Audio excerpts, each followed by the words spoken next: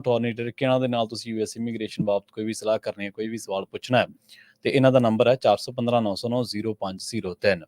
Krishna Dhanota Yuba City, Baljinder Singh Nijjar Woodland, Paramjit Kaur Angi Vacaville, Pritpal Singh Sidhu Fresno, ਜੀਐਨ ਲੀਵ ਵਾਲੇ ਟਰੱਕ ਵਾਸ਼ ਕਰਦੇ ਨੇ, ਆਇਲ ਚੇਂਜ ਕਰਦੇ ਨੇ, 에ਅਰ ਬ੍ਰੇਕਾਂ ਦਾ ਕੰਮ ਤਸੱਲੀ ਬਖਸ਼ ਕਰਵਾ ਸਕਦੇ, ਨਵੇਂ ਪੁਰਾਣੇ ਟਾਇਰ ਵੀ ਇਹਨਾਂ ਤੋਂ ਮਿਲਦੇ ਨੇ। ਲੋਕੇਸ਼ਨ ਸੈਂਟ ਅਨੀਲਾ ਦੀ ਨਿੰਮਾ ਸਹੋਤਾ ਦੇ ਨਾਲ ਗੱਲ ਕੀਤੀ ਜਾ ਸਕਦੀ ਹੈ 209-277-0113 ਤੇ।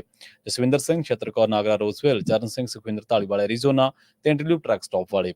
ਇਹਨਾਂ ਸਾਰੇ ਹੀ ਸਪਾਂਸਰਸ ਦਾ ਬਹੁਤ-ਬਹੁਤ ਧੰਨਵਾਦ। ਤੇ ਜੇਕਰ ਤੁਸੀਂ ਵੀ ਪੰਜਾਬੀ ਰੇਡੀਓ ਯੂਐਸਏ ਦੇ ਇਹਨਾਂ ਪ੍ਰੋਗਰਾਮਾਂ ਨੂੰ ਸਪਾਂਸਰ ਕਰਨਾ ਚਾਹੁੰਦੇ ਹੋ ਤਾਂ ਸਟੂਡੀਓ ਦਾ ਨੰਬਰ ਹੈ 4827252500। ਅੱਜ ਦਾ ਇੱਕ ਖਬਰ ਤੇ ਨਜ਼ਰ ਪ੍ਰੋਗਰਾਮ ਸਾਲ 2024 ਦੀ 5 ਸਤੰਬਰ ਦਾ ਪ੍ਰੋਗਰਾਮ ਹੈ ਤੇ ਦਿਨ ਅੱਜ ਵੀਰਵਾਰ ਹੈ। ਖਬਰਾਂ ਦੀ ਸ਼ੁਰੂਆਤ ਮਿੰਟੂ ਜੀ ਕਰੀਏ ਪੰਜਾਬ ਸਰਕਾਰ ਦੇ ਵੈਟ ਵਾਧੇ ਤੋਂ। ਵੈਟ ਵਧਾ ਕੇ ਕਹਿੰਦੇ ਲੋਕਾਂ ਤੇ ਬੋਝ ਪਾਤਾ ਜੀ ਪੰਜਾਬ ਸਰਕਾਰ ਨੇ। ਆਈ ਹੈ ਜੀ, ਦੇਖੋ ਗੱਲ ਇਹ ਆ ਪ੍ਰਵੀਨ ਜੀ, ਹੁਣ ਕਿਸੇ ਨਾ ਕਿਸੇ ਪਾਸਿਓਂ ਪੈਸਾ ਤੇ ਬਣਾਉਣਾ ਹੀ ਆ ਨਾ, ਸਰਕਾਰ ਤੇ ਚੱਲੇਗੀ ਇਸੇ ਤਰ੍ਹਾਂ ਹੀ। ਕਰਜ਼ੇ ਦੀ ਇੱਕ ਹੱਦ ਹੁੰਦੀ ਆ, ਅਸੀਂ ਕਹਿੰਦੇ ਆ ਕਿ ਸਾਡੀ ਸਰਕਾਰ ਕਰਜ਼ਾ ਲੈ ਕੇ ਚੱਲਦੀ ਆ, ਪਰ ਅਸੀਂ ਇਹ ਭੁੱਲ ਜਾਂਦੇ ਆ ਕਿ ਕਰਜ਼ੇ ਦੀ ਵੀ ਲਿਮਟ ਆ।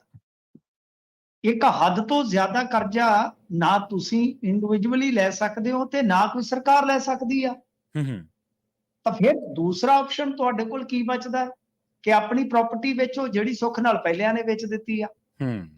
ਤਾਂ ਤੀਸਰਾ ਆਪਸ਼ਨ ਕੀ ਬਚਦਾ ਕਿ ਫਿਰ ਤੁਸੀਂ ਇਦਾਂ ਕਰੋ ਕਿ ਸਰਕਾਰ ਜਿਹੜੀ ਹੈ ਉਹ ਥੋੜਾ ਜਿਹਾ ਕਿਸੇ ਦਾ ਜੇਬ ਹੈ ਜਿਹੜਾ ਉਹ ਕੱਟ ਲਾ ਕੇ ਤੇ ਉਹਦੇ ਚੋਂ ਮਾਲ ਕੱਢ ਲਵੇ।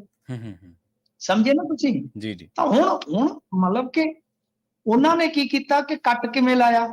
ਇੱਕ ਤਾਂ ਸਿੱਧਾ ਵੈਟ ਵਧਾ ਦਿੱਤਾ, ਯਾਨੀ ਤੁਸੀਂ ਦੇਖੋ ਸਾਨੂੰ ਦੋਹਰੀ ਮਾਰਿਆ, ਅਸੀਂ ਬੁਰੇ ਫਸੇ। ਉਤਲੀ ਚੱਕੀ ਤੇ ਜਿਹੜਾ ਪੋੜਿਆ ਉੱਥੇ ਬੈਠੀ ਆ ਗੁਜਰਾਤ ਲੋਬੀ, ਸਾਡੇ ਹੱਡਾਂ ਦਾ ਉਹਨੇ ਸੁਰਮਾ ਬਣਾਇਆ ਪਿਆ। ਜੇ ਸੱਜਣਾ ਨੇ ਪੈਦਲ ਆਉਣਾ, ਬਈ ਸੋਹਣਿਓ ਹੱਡੀਆਂ ਦਾ ਪੀਸ ਕੇ ਸੁਰਮਾ ਬਣਾ ਦੇ।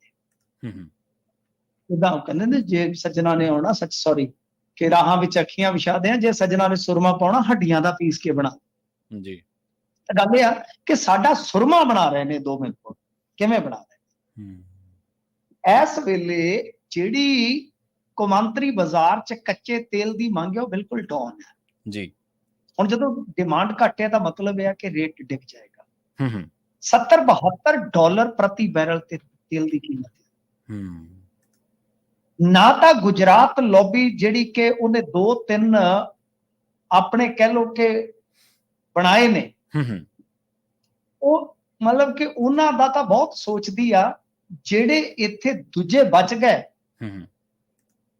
140 ਕਰੋੜ ਉਹਨਾਂ ਬਾਰੇ ਨਹੀਂ ਸੋਚਦੇ, ਯਾਨੀ ਉਹਦਾ ਕੋਈ ਲਾਭ ਨਹੀਂ। ਜੇ ਉਹ ਸਾਨੂੰ ਪੂਰਾ ਲਾਭ ਦੇ ਦਿੱਤਾ ਜਾਵੇ ਤਾਂ ਸਾਡਾ ਜਿਹੜਾ 97 ਰੁਪਏ ਪੈਟਰੋਲ ਆ ਅੱਜ ਹੋਰ ਵੱਧ ਗਿਆ, ਯਾਨੀ ਲਗਭਗ 100 ਆ। ਉਹ ਪੰਜਾਬ ਦੇ ਵਿੱਚ ਮਿਨੀਮਮ ਕਹਿ ਲਓ ਕਿ ਜੇ ਆਪਾਂ ਘੱਟ ਤੋਂ ਘੱਟ ਵੀ ਲਾਈਏ 70 ਰੁਪਏ ਆ ਜਾਏ ਜੇ ਉਹਦਾ ਫਾਇਦਾ ਲੈ।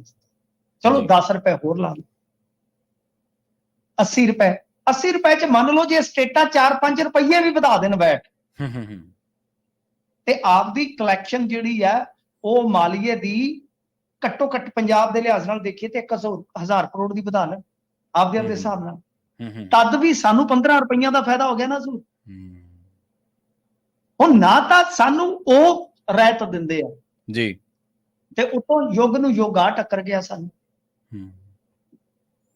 ਯੁੱਗ ਨੂੰ ਯੋਗੇ ਟੱਕਰ ਗਿਆ। ਹਰੇਕ ਗੱਲ ਨੂੰ ਮਸਕਰੀਆਂ ਚ ਕਰਨ ਵਾਲਾ, ਇਹ ਕਹਿਣ ਵਾਲਾ ਕਿ ਬਈ ਸਾਡਾ ਖਜ਼ਾਨਾ ਭਰਪੂਰ ਆ, ਤੁਸੀਂ ਦੇਖੋ ਕਿ ਆ ਦੂਜੀ ਤੀਜੀ ਵਾਰ ਵੈਟ ਵਧਾ ਦਿੱਤਾ। ਉਹਨਾਂ ਨੇ ਰਹਿਤ ਕੀ ਦੇਣੀ ਸੀਗੀ? ਚੰਨੀ ਸੀਗਾ ਜਿਹੜਾ ਰਹਿਤ ਦੇ ਗਿਆ ਸੀ, ਯਾਦ ਹੋਣਾ ਤੁਹਾਨੂੰ ਜੀ। ਮਿਸਾਲ ਬਣਾ ਦਿੱਤੀ ਸੀ ਬੰਦੇ ਨੇ, ਹਾਲਾਂਕਿ ਉਹਦਾ ਇਲੈਕਸ਼ਨ ਨੇੜੇ ਸੀ, ਪਰ ਫਿਰ ਵੀ 6-7 ਮਹੀਨੇ ਪਹਿਲਾਂ ਰਹਿਤ ਦਿੱਤੀ ਗਈ ਸੀ। ਪਰ ਇਹਨਾਂ ਨੇ ਹੁਣ ਜਿਹੜਾ ਰੇਟ ਆ ਉਹ ਚੱਕ ਕੇ, ਜਿਵੇਂ 97.3 ਰੁਪਏ ਸੀ ਪੈਟਰੋਲ, ਉਹ ਚੱਕ ਕੇ 97-64 ਕਰ ਦਿੱਤਾ, ਯਾਨੀ 61 ਰੁਪਏ ਦਾ ਇਜ਼ਾਫਾ। ਤੇ ਜਿਹੜਾ ਡੀਜ਼ਲ ਆ ਉਹ 87 ਰੁਪਏ 34 ਪੈਸਿਆਂ ਤੋਂ ਚੁੱਕ ਕੇ 88 ਰੁਪਏ 26 ਪੈਸੇ ਮਾਰੇ, ਲਗਭਗ ਰੁਪਈਆ। ਤਾਂ ਡੀਜ਼ਲ ਤੁਹਾਨੂੰ ਪਤਾ ਖੇਤੀ ਸੈਕਟਰ ਚ ਵੀ ਇਸਤੇਮਾਲ। ਸੋ ਇਹਦੇ ਨਾਲ ਇਹ ਕੁਝ ਕੁ ਰੁਪਈਆ ਇਕੱਠਾ ਕਰ ਲੈਣਗੇ। ਮਿਸਾਲ ਦੇ ਤੌਰ ਤੇ ਜੇ ਆਪਾਂ ਦੇਖੀਏ ਤਾਂ 150 ਕਰੋੜ ਰੁਪਈਆ ਪੈਟਰੋਲ ਤੋਂ ਆ ਜਾਊਗਾ, ਡੀਜ਼ਲ ਤੋਂ ਆ ਜਾਊਗਾ 392 ਕਰੋੜ। ਕਿੰਨਾ ਹੋ ਗਿਆ? 400 ਤੇ 550 ਕਰੋੜ 550 ਕਰੋੜ ਦੇ ਨਾਲ ਇੱਕ ਵਾਰੀ ਥੋੜਾ ਬਹੁਤਾ ਇੱਟ ਵੱਟਾ ਸਟਾ ਦੇਣਗੇ ਇਲੈਕਸ਼ਨਾਂ 'ਚ ਜਾਣ ਵਾਸਤੇ, ਕਿਉਂਕਿ ਐਮਐਲਏ ਵਜ਼ੀਰ ਇਹਨਾਂ ਦੇ ਰੋਣ ਡਏ ਆ ਕਿ ਸਾਨੂੰ ਕਿਉਂ ਛਿੱਤਰ ਪਵਾਉਣੇ ਜੇ ਲੋਕਾਂ ਤੋਂ, ਸਾਨੂੰ ਦਿਓ ਕੁਛ ਅਸੀਂ ਜਾ ਕੇ ਲੋਕਾਂ ਨੂੰ ਦੇ ਸਕੀਏ। ਸਾਹਮਣੇ ਮੈਂ ਆਪਦੇ ਕੋਲੋਂ ਨਹੀਂ ਕਹਿ ਰਿਹਾ ਛਿੱਤਰ ਪਾਉਣ ਵਾਲੀ ਗੱਲ, ਇਹ ਤੇ ਆਪਣੇ ਇਹਨਾਂ ਦੇ ਬੰਦੇ ਕਹਿੰਦੇ ਕਿ ਪਿੰਡਾਂ 'ਚ ਵੜਨ ਜੋਗੇ ਹੋ ਜਾਣ। ਕੁਲਜੀਤ ਸਿੰਘ ਰੰਧਾਵਾ ਹੈ ਜਿਹੜਾ, ਤਾਂ ਉਹ ਕੀ ਕਹਿ ਰਿਹਾ ਸੀਗਾ, ਉਹ ਕਹਿ ਰਿਹਾ ਸੀਗਾ ਕਿ ਲੋਕ ਗੰਦੀਆਂ ਗਾਲਾਂ ਕੱਢਦੇ ਸਾਡੀ ਸੜਕ ਬਣਾ ਦਿਓ ਵੀਰ। ਮਤਲਬ ਕਿ ਇਹ ਸੂਰਤ ਹਾਲ ਹੈ ਪ੍ਰਵੀਨ ਜੀ ਕਿ ਦੇਖੋ ਕੈਗ ਦੀ ਰਿਪੋਰਟ ਤੁਸੀਂ ਅੱਜ ਕੀਤੀ ਹੋਣੀ ਹੈ ਗੱਲ, ਉਹਦੀ ਟ੍ਰਿਬਿਊਨ 'ਚ ਅੱਜ ਛਪੀ ਆ ਖਬਰ। ਕੈਗ ਦੀ ਰਿਪੋਰਟ ਹੈ ਜਿਹੜੀ, ਉਹ ਕੀ ਕਹਿੰਦੀ ਆ, ਬੜਾ ਸੌਖਾ ਆ ਉਹਨੂੰ ਸਮਝਣਾ। ਕੈਗ ਦੀ ਰਿਪੋਰਟ ਕਹਿੰਦੀ ਆ ਕਿ ਠੀਕ ਆ ਤੁਸੀਂ ਆਪਦੀ ਆਮਦਨ ਜਿਹੜੀ ਆ 100 ਤੋਂ ਵਧਾ ਕੇ 110 ਕਰ ਲਈ, ਗੁੱਡ ਹੋ ਗਿਆ, ਠੀਕ ਹੈ ਜੀ, ਪਰ ਜਿਹੜਾ ਤੁਹਾਡਾ ਖਰਚਾ ਹੈ ਉਹ ਜਿਹੜਾ ਹੈ ਉਹ 100 ਤੋਂ 125 ਹੋ ਗਿਆ। ਯਾਨੀ ਆਮਦਨ ਵਧੀ 10 ਰੁਪਏ ਤੇ ਜਿਹੜਾ ਖੱਪਾ ਉਹ ਵੱਧ ਗਿਆ 15 ਰੁਪਏ, ਯਾਨੀ ਤੁਹਾਨੂੰ ਕਰਜ਼ਾ ਵੱਧ ਲੈਣਾ ਪਊਗਾ ਉਸ ਖੱਪੇ ਨੂੰ ਘਟਾਉਣ ਵਾਸਤੇ। ਸਮਝੇ ਨਾ, ਸਿੰਪਲ ਮੈਂ ਤੁਹਾਨੂੰ ਕਰਕੇ ਦੱਸੀ ਉਹ ਕੈਗ ਦੀ ਰਿਪੋਰਟ ਕੀ ਕਹਿ ਰਹੀ ਹੈ ਜੀ, ਕਿ ਪ੍ਰਾਪਤੀਆਂ ਦਾ ਤੁਹਾਡਾ ਜਿਹੜਾ ਹੈ ਨਾ ਉਹ ਅੰਕੜਾ ਠੀਕ ਆ, ਬਟ ਗੱਲ ਇਹ ਆ ਕਿ ਉਹ ਤੋਂ ਜ਼ਿਆਦਾ ਖਰਚਾ ਵੱਧਦਾ ਤੁਹਾਡਾ, ਤੇ ਖਰਚਾ ਉਹ ਜਿਹੜਾ ਖੱਪਾ ਹੈ, ਪਹਿਲਾਂ ਹੀ ਤੁਸੀਂ 100 ਕਮਾ ਰਹੇ ਹੋ, ਖਰਚਾ ਤੁਹਾਡਾ ਸੀਗਾ ਲਾ ਲਓ ਕਿ 125 ਰੁਪਏ, ਹੁਣ ਤੁਸੀਂ 110 ਤੇ ਆਏ ਹੋ ਤਾਂ ਉਹ 135 ਹੋ ਜਾਏ, ਜਾਂ 115 ਖਰਚਾ ਸੀ ਉਹ ਵੱਧ ਕੇ 125 ਹੋ ਗਿਆ। ਤਾਂ ਗੱਲ ਇਹ ਆ ਕਿ ਉਹ ਕਿੱਥੋਂ ਆਉਣਾ ਹੈ ਸਾਰਾ, ਕਰਜ਼ੇ ਦੀ ਇੱਕ ਹੱਦ ਆ ਤੇ ਕਰਜ਼ਾ ਹੱਦ ਨਾਲੋਂ ਵੱਧ ਆ। ਸੋ ਇਹਨਾਂ ਨੇ ਮਰਦਿਆਂ ਨੇ ਅੱਖ ਚੱਬ ਲਿਆ ਕਿਉਂਕਿ ਇਹਨਾਂ ਨੇ ਪਿੰਡਾਂ ਸ਼ਹਿਰਾਂ 'ਚ ਇਲੈਕਸ਼ਨ ਲੜਨੇ ਆ ਸਾਰੇ, ਪਰ ਇਹ ਜਨਤਾ ਨਾਲ ਬੜਾ ਵੱਡਾ ਧਰੋਹ ਆ। ਉਤਲੀ ਸਰਕਾਰ ਦਾ ਵੀ ਹੇਠਲੀ ਸਰਕਾਰ ਦਾ ਵੀ ਕੁਝ ਨਹੀਂ ਕਰਦੇ। ਇਹਨਾਂ ਨੇ ਹੋਰ ਕੀਤਾ ਜੇ ਕਾ, ਜਿਹੜੇ ਬੰਦੇ ਚੰਦਕੂ ਬੰਦੇ ਬਿੱਲ ਤਾਰਦੇ ਆ, ਚੰਦਕੂ ਬੰਦੇ ਪੰਜਾਬ 'ਚ ਬਿੱਲ ਤਾਰਦੇ ਆ, ਉਹ ਜਿਹੜੇ 7 ਕਿਲੋਵਾਟ ਵਾਲੇ ਯਾਨੀ ਅਪਰ ਮਿਡਲ ਕਲਾਸ ਜਾਂ ਮਿਡਲ ਕਲਾਸ ਵਾਲੇ, ਉਹਨਾਂ ਨੂੰ ਜਿਹੜੀ 3 ਰੁਪਏ ਪਰ ਯੂਨਿਟ ਸਬਸਿਡੀ ਦਿੱਤੀ ਸੀ ਉਹ ਵੀ ਬੰਦ ਕਰ ਦਿੱਤੀ ਜੀ ਅੱਜ। ਠੀਕ ਹੈ, ਮਤਲਬ ਕਿ ਬਿਜਲੀ ਸਬਸਿਡੀ ਦਾ ਬਿੱਲ ਵਧਿਆ 300 ਕਰੋੜ ਐਤਕੀ ਤੈ ਸੀਮਾ ਤੈ ਹੱਦ ਤੋਂ ਵੀ ਚਲੇ ਗਿਆ, ਤਾਂ ਚੱਕ ਕੇ ਉਹ ਵੀ ਖਤਮ ਕਰ ਦਿੱਤਾ। ये तो देखते जाना, हौली हौली बनेगा कि आगे आगे देखिए होता है क्या। अभी तो इब्तदा है, अजे तो शुरुआत है, यानी ये संकेत है। कैग दी रिपोर्ट ने भी दस दिता कि कुछ भी ज्यादा नहीं हैगा, एवें एक पाउंदे आ चीमा साहब साडे मालिया वध गया हैगा, आ हो गया हैगा, पर सच तो यह है कि खप्पा तुसी लगा लेने कि खप्पा होर वड्डा हो गया, तो उस खप्पे नूं पूर्ण वास्ते कर्जा जिहड़ा ਹੋਰ ਲਿਆ ਜਾਂਦਾ। ਸੋ ਇਹਨਾਂ ਦੇ ਕੋਲ ਕੁਝ ਵੀ ਨਹੀਂ ਹੈਗਾ ਕੱਢਣ ਪਾਉਣ ਨੂੰ, ਇਹਨਾਂ ਦੇ ਪਟਾਕੇ ਚੱਲ ਗਏ ਜੇ, ਹੁਣ ਤੇ ਪਟਾਕੇ ਪੰਜਾਬ ਦੇ ਪੈਣੇ ਆ ਜਿੱਦਣ ਪੈਣੇ ਆ। ਹਾਂਜੀ ਬਿਲਕੁਲ, ਜਦੋਂ ਅਗਸਤ ਮਹੀਨੇ ਦੀ ਤਨਖਾਹ 4 ਸਤੰਬਰ ਤੱਕ ਵੀ ਨਹੀਂ ਮਿਲੀ ਮੁਲਾਜ਼ਮਾਂ ਨੂੰ। ਜਦੋਂ ਮੁਫਤਖੋਰੀ ਵਧਾਉਣ ਵਾਸਤੇ ਤੁਸੀਂ ਸਟੇਜਾਂ ਤੋਂ ਐਲਾਨ ਕਰੀ ਜਾਂਦੇ ਆ, ਉਹਦੇ ਨਾਲ ਖਜ਼ਾਨਾ ਇਹਨੂੰ ਚੂਨਾ ਲੱਗੀ ਜਾਂਦਾ, ਮੁੜ ਕੇ ਤੁਸੀਂ ਕਰਜ਼ਾ ਚੱਕੀ ਜਾਂਦੇ, ਕਰਜ਼ਾ ਨਹੀਂ ਮਿਲਦਾ ਤੇ ਫਿਰ ਤੁਸੀਂ ਲੋਕਾਂ ਦੀ ਬਾਹ ਮਰੋੜ ਦਿੰਦੇ। ਟੈਕਸ ਵਧਾਉਣਾ ਬਾਹ ਮਰੋੜ ਨਹੀਂ ਹੈ, ਹੋਰ ਕੀ ਹੈ। ਤੇ ਇਹੋ ਜਿਹਾ ਤੁਸੀਂ ਡਿਲੀਵਰ ਕਰ ਰਹੇ ਹੋ ਸ਼ਾਸਨ। ਪਹਿਲਾਂ ਇਹ ਅਸਲ ਦੇ ਵਿੱਚ ਮਿੰਟੂ ਜੀ ਇਹ ਅੰਦਾਜ਼ ਹੀ ਬਣ ਗਿਆ, ਜਾਂ ਇਹ ਰਿਵਾਜ ਬਣ ਗਿਆ ਕਹਿ ਲਓ, ਜਾਂ ਇਹ ਪ੍ਰਚਲਨ ਹੀ ਚੱਲ ਪਿਆ ਵੀ ਪਹਿਲਾਂ ਐਲਾਨ ਕਰਕੇ ਲੋਕਾਂ ਨੂੰ ਮੁਫਤਖੋਰੀ ਵੱਲ ਤੋਰ ਦਿਓ, ਸੱਤਾ ਮਿਲ ਗਈ, ਗੱਦੀ ਹਾਸਲ ਹੋ ਗਈ, ਮੁੜ ਕੇ ਉਹ ਥੋੜਾ ਜਿਹਾ ਟੇਢੀ ਉਂਗਲ ਨਾਲ ਜਿਵੇਂ ਘਿਓ ਉਹ ਕੱਢ ਲਓ ਬਸ।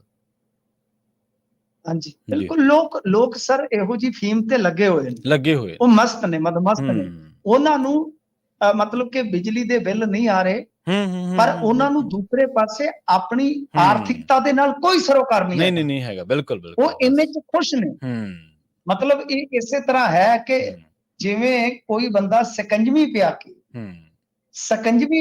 ਕੇ ਤੇ ਉਹਨਾਂ ਦੇ ਘਰੇ ਜਾ ਕੇ ਮੁੜ ਕੇ ਸ਼ਰਬਤ ਦੀ ਬੋਤਲ ਲੈ ਆਵੇ ਜੀ, ਜੋ ਤੁਹਾਡੇ ਘਰੇ ਆਇਆ ਤਾਂ ਤੁਸੀਂ ਸਕੰਜਵੀ ਪਿਆਈ ਤੇ ਬਦਲੇ ਮਿੰਟ ਚੋਂ ਗਿਆ ਫੋਕਾ ਨਿੰਬੂ ਪਾਣੀ ਪਿਆ ਕੇ, ਤੇ ਉਹ ਕਹਿੰਦਾ ਕਿ ਸ਼ਰਬਤ ਦੀ ਬੋਤਲ ਦੇ ਆ ਮੈਨੂੰ ਚਾਹੀਦੀ। ਆਹ ਸੂਰਤ ਹਾਲ ਹੈ ਕਿ ਤੁਸੀਂ ਜੋ ਦੇ ਰਹੇ ਹੋ ਉਹ ਕਿਸੇ ਨੇ ਮੰਗਿਆ ਨਹੀਂ ਸੀ ਜੀ।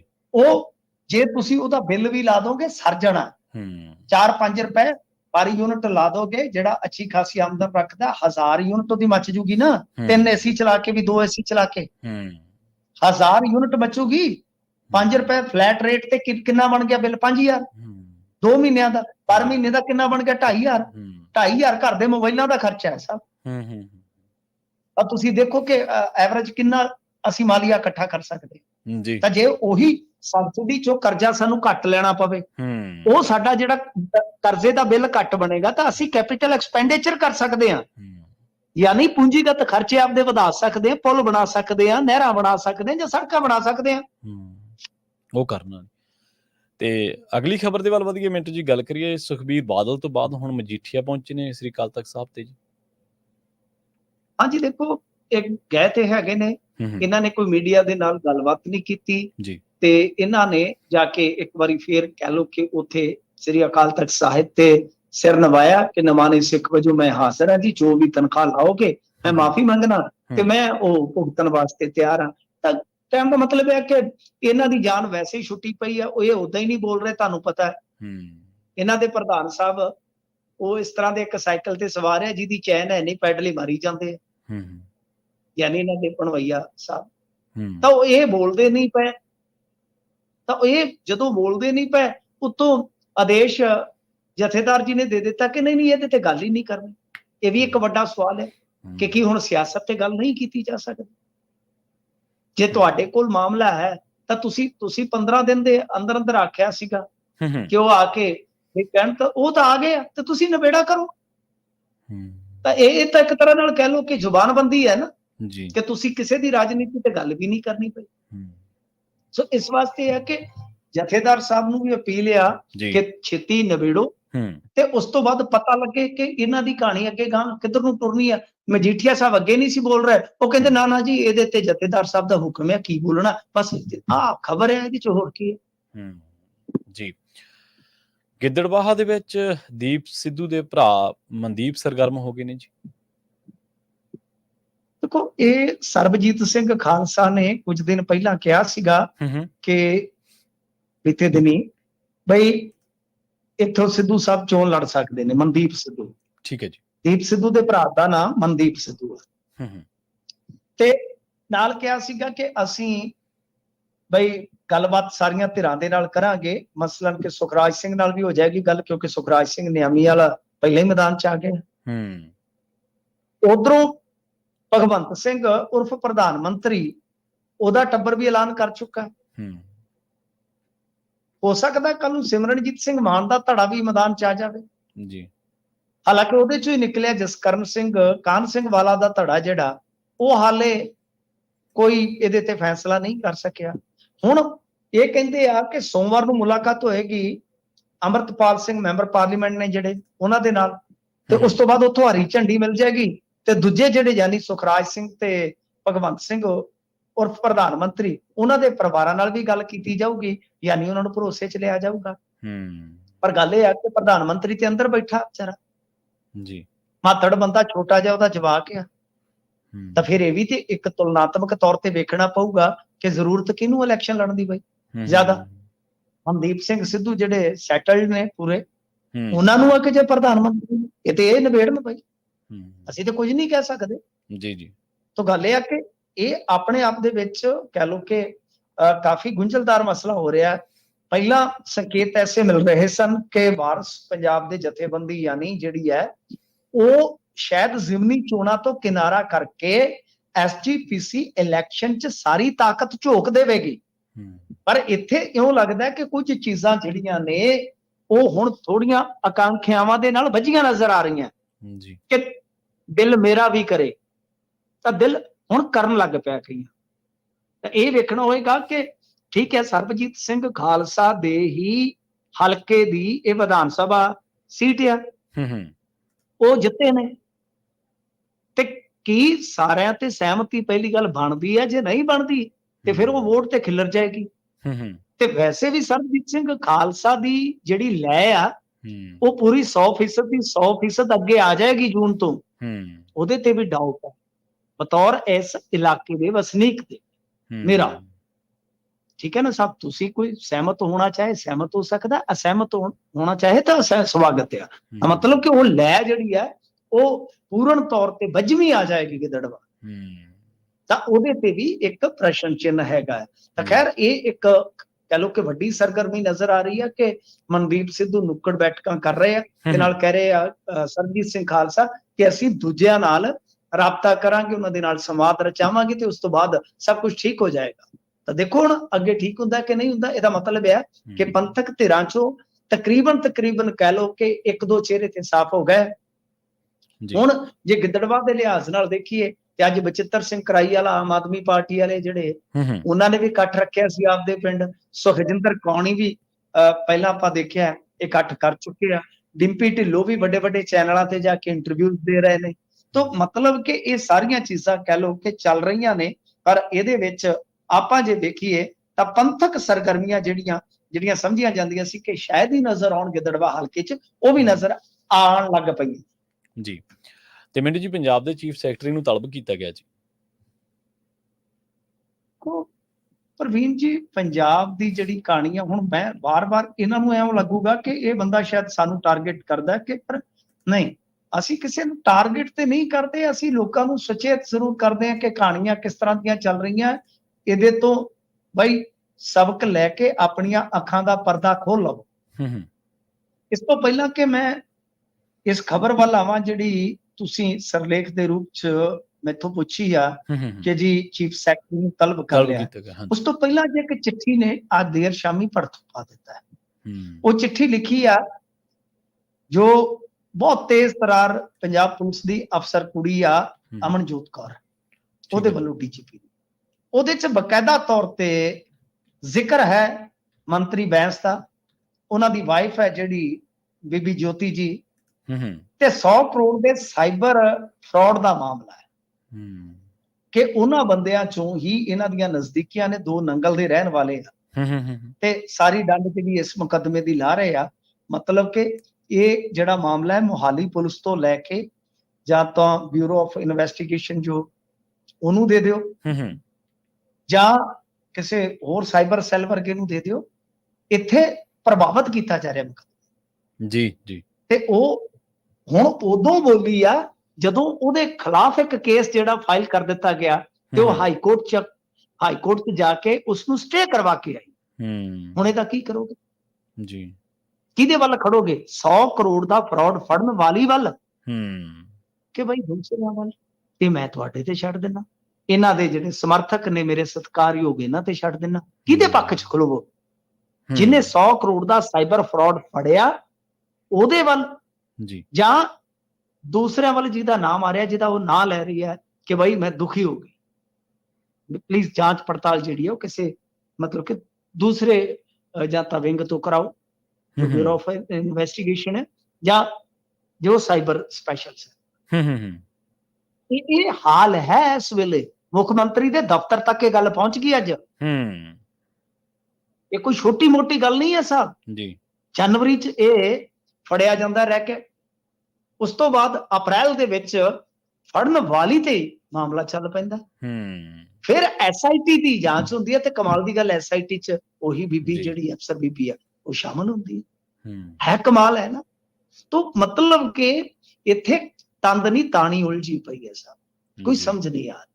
ਤਾਂ ਇਹੀ ਮਾਮਲਾ ਹੈ ਲਾਰੈਂਸ ਵਾਲੀ ਜਿਹੜੀ ਇੰਟਰਵਿਊ ਦਾ, ਉਹ ਅੱਜ ਸੁਣਵਾਈ ਅਧੀਨ ਸੀਗਾ ਹਾਈ ਕੋਰਟ ਦੇ ਵਿੱਚ। ਉੱਥੇ SIT ਨੇ ਦੱਸਿਆ ਕਿ ਉਹਨਾਂ ਦੀ ਪੜਤਾਲ ਜਾਰੀ ਹੈ, ਅਕਤੂਬਰ ਮਹੀਨੇ ਦੇ ਪਹਿਲੇ ਹਫ਼ਤੇ ਤੱਕ ਪੜਤਾਲ ਪੂਰੀ ਕਰ ਲਈ ਜਾਏਗੀ। ਪਰ ਜੈਮਰ ਦੇ ਮੁੱਦੇ ਤੇ ਕੋਰਟ ਨੇ ਸਵਾਲ ਕੀਤਾ ਤਾਂ ਸਰਕਾਰੀ ਵਕੀਲ ਨੇ ਦੱਸਿਆ ਕਿ ਜੈਮਰ ਲਾਉਣ ਵਾਲੀ ਇੱਕ ਪ੍ਰਕਿਰਿਆ ਹੈ ਜੀ। ਜੈਮਰ ਲਾਉਣ ਦੇ ਲਈ ਬਕਾਇਦਾ ਟੈਂਡਰ ਤੇ ਹੋਰ ਜਿਹੜੀਆਂ ਫਾਰਮੈਲਿਟੀਆਂ ਨੇ ਉਹ ਪੂਰੀਆਂ ਕਰਨੀਆਂ ਪੈਂਦੀਆਂ ਹਨ। ਤਾਂ ਇਸ ਤੋਂ ਬਾਅਦ ਕੋਰਟ ਨੇ ਜੋ ਚੀਫ ਸੈਕਟਰੀ ਸੀ ਉਹਨਾਂ ਨੂੰ ਤਲਬ ਕਰ ਲਿਆ ਜੀ ਜੀ, ਅੱਧੇ ਘੰਟੇ ਦਾ ਸਮਾਂ ਦਿੱਤਾ ਤੇ ਉਹਨਾਂ ਨੇ ਅੱਧੇ ਘੰਟੇ ਦੇ ਵਿੱਚ VC ਦੇ ਜ਼ਰੀਏ ਕੋਰਟ 'ਚ ਪੇਸ਼ ਹੋਣਾ ਸੀਗਾ। ਹੁਣ ਹੋਇਆ ਕਿ ਨਹੀਂ ਹੋਏ, ਮੇਰੇ ਖਿਆਲ ਦੇ ਨਾਲ ਅੱਜ ਕਿਉਂਕਿ ਕਿਸਾਨਾਂ ਦੀ ਵੀ ਮੀਟਿੰਗ ਸੀਗੀ ਨਾ ਸਾਹਿਬ, ਤਾਂ ਹੋ ਸਕਦਾ ਕਿ ਉਹਨਾਂ ਨੂੰ ਸਮਾਂ ਮਿਲ ਗਿਆ ਹੋਵੇ। ਪਰ ਇਹਦੇ ਤੇ ਆ ਕਿ ਤੁਸੀਂ ਦੇਖੋ ਕਿ ਕੌਣ ਤਲਬ ਹੋ ਰਿਹਾ ਹੈ ਇੱਥੇ। ਚੀਫ ਸੈਕਟਰੀ ਨੂੰ ਵੀ ਕੋਰਟ ਨੇ ਖਿੱਚ ਲਿਆ ਕਿ ਆਓ ਜ਼ਰਾ ਦੱਸੋ ਬਈ, ਤੁਸੀਂ ਜੇ ਟੈਂਡਰ ਜਾਂ ਕੋਈ ਹੋਰ ਫਾਰਮੈਲਿਟੀਆਂ ਪੂਰੀਆਂ ਕਰਨੀਆਂ ਤੇ ਉਹਦਾ ਕੀ ਕੀਤਾ? ਆਹੀ ਪੁੱਛਣਾ ਨਾ ਕੋਰਟ ਨੂੰ। ਤਾਂ ਇਹ ਸੂਰਤ ਹਾਲ ਹੈ ਕਿ ਜੈਮਰ ਦੇ ਹਾਲੇ ਟੈਂਡਰਾਂ 'ਚ ਉਲਝੇ ਪਏ ਨੇ ਤੇ ਜੇਲ੍ਹਾਂ 'ਚ ਫਿਰ ਮੋਬਾਈਲ ਜਿਹੜੇ ਆ ਉਹ ਸਵਾਹ ਰੁਕਣੇ। ਕੱਲ ਮੈਂ ਗੁਰਪ੍ਰੀਤ ਜੀ ਨੂੰ ਦੱਸਿਆ ਸੀ ਕਿ ਜੇਲ੍ਹਾਂ 'ਚ ਮੋਬਾਈਲ ਫੜੇ ਜਾਣੇ ਕੁਝ ਵੀ ਨਹੀਂ ਹੈ। ਇੱਕ ਸਮਝ ਲਓ ਕਿ ਜਵਾਕ ਨੂੰ ਤੁਸੀਂ ਰੋਕਿਆ ਹੈ ਕਿ ਕੁਰਕਰੇ ਨਹੀਂ ਖਾਣੇ, ਤਾਂ ਕੁਰਕਰੇ ਲਿਆ ਆਟੀ ਤੋਂ, ਕੀ ਕਰ ਦੋਗੇ ਜਵਾਕ ਦਾ? ਬਸ ਆ ਮੋਬਾਈਲ ਫੜੇ ਜਾਣੇ ਜੀ। ਬਾਹਰ ਮੀਡੀਆ ਦੇ ਵਿੱਚ ਆ ਕੇ ਬਾਈਟਾਂ ਦੇਈ ਜਾਓ, ਉੱਥੇ ਕਿਹੜਾ ਕਿਸੇ ਨੇ ਵਿਚਾਰੇ ਨੇ ਕੋਈ ਕਾਊਂਟਰ ਸਵਾਲ ਪੁੱਛਣਾ ਮਾਤਰ ਨੇ, ਜਾਂ ਲੋਕਾਂ ਦੇ ਉੱਤੇ ਸਟੇਜੀ ਰੌਲਾ ਪਾਈ ਚਲੋ, ਲੋਕ ਕੀ ਕਰਨਗੇ, ਲੋਕ ਸਟੇਜ ਤੇ ਥੋੜ੍ਹਾ ਲਾ ਲੈਣਗੇ। ਥੋੜੀ ਉੱਤੇ ਸੱਦੇ ਜਾਣਗੇ ਸਰ, ਸੱਦੇ ਨਹੀਂ ਜਾਂਦੇ, ਬਿਲਕੁਲ ਸਹੀ, ਪੁੱਛਣ ਵਾਲੇ ਤੇ ਬੁਲਾਏ ਨਹੀਂ ਜਾਣਗੇ ਨਾ। ਅਸੀਂ ਕਹਿੰਦੇ ਆਓ ਸਾਡੇ ਕੋਲ, ਸਾਡੇ ਕੋਲ ਆਓ, ਥੋੜੇ ਸਵਾਲ ਪੁੱਛ ਲੈਣੇ ਸਰ।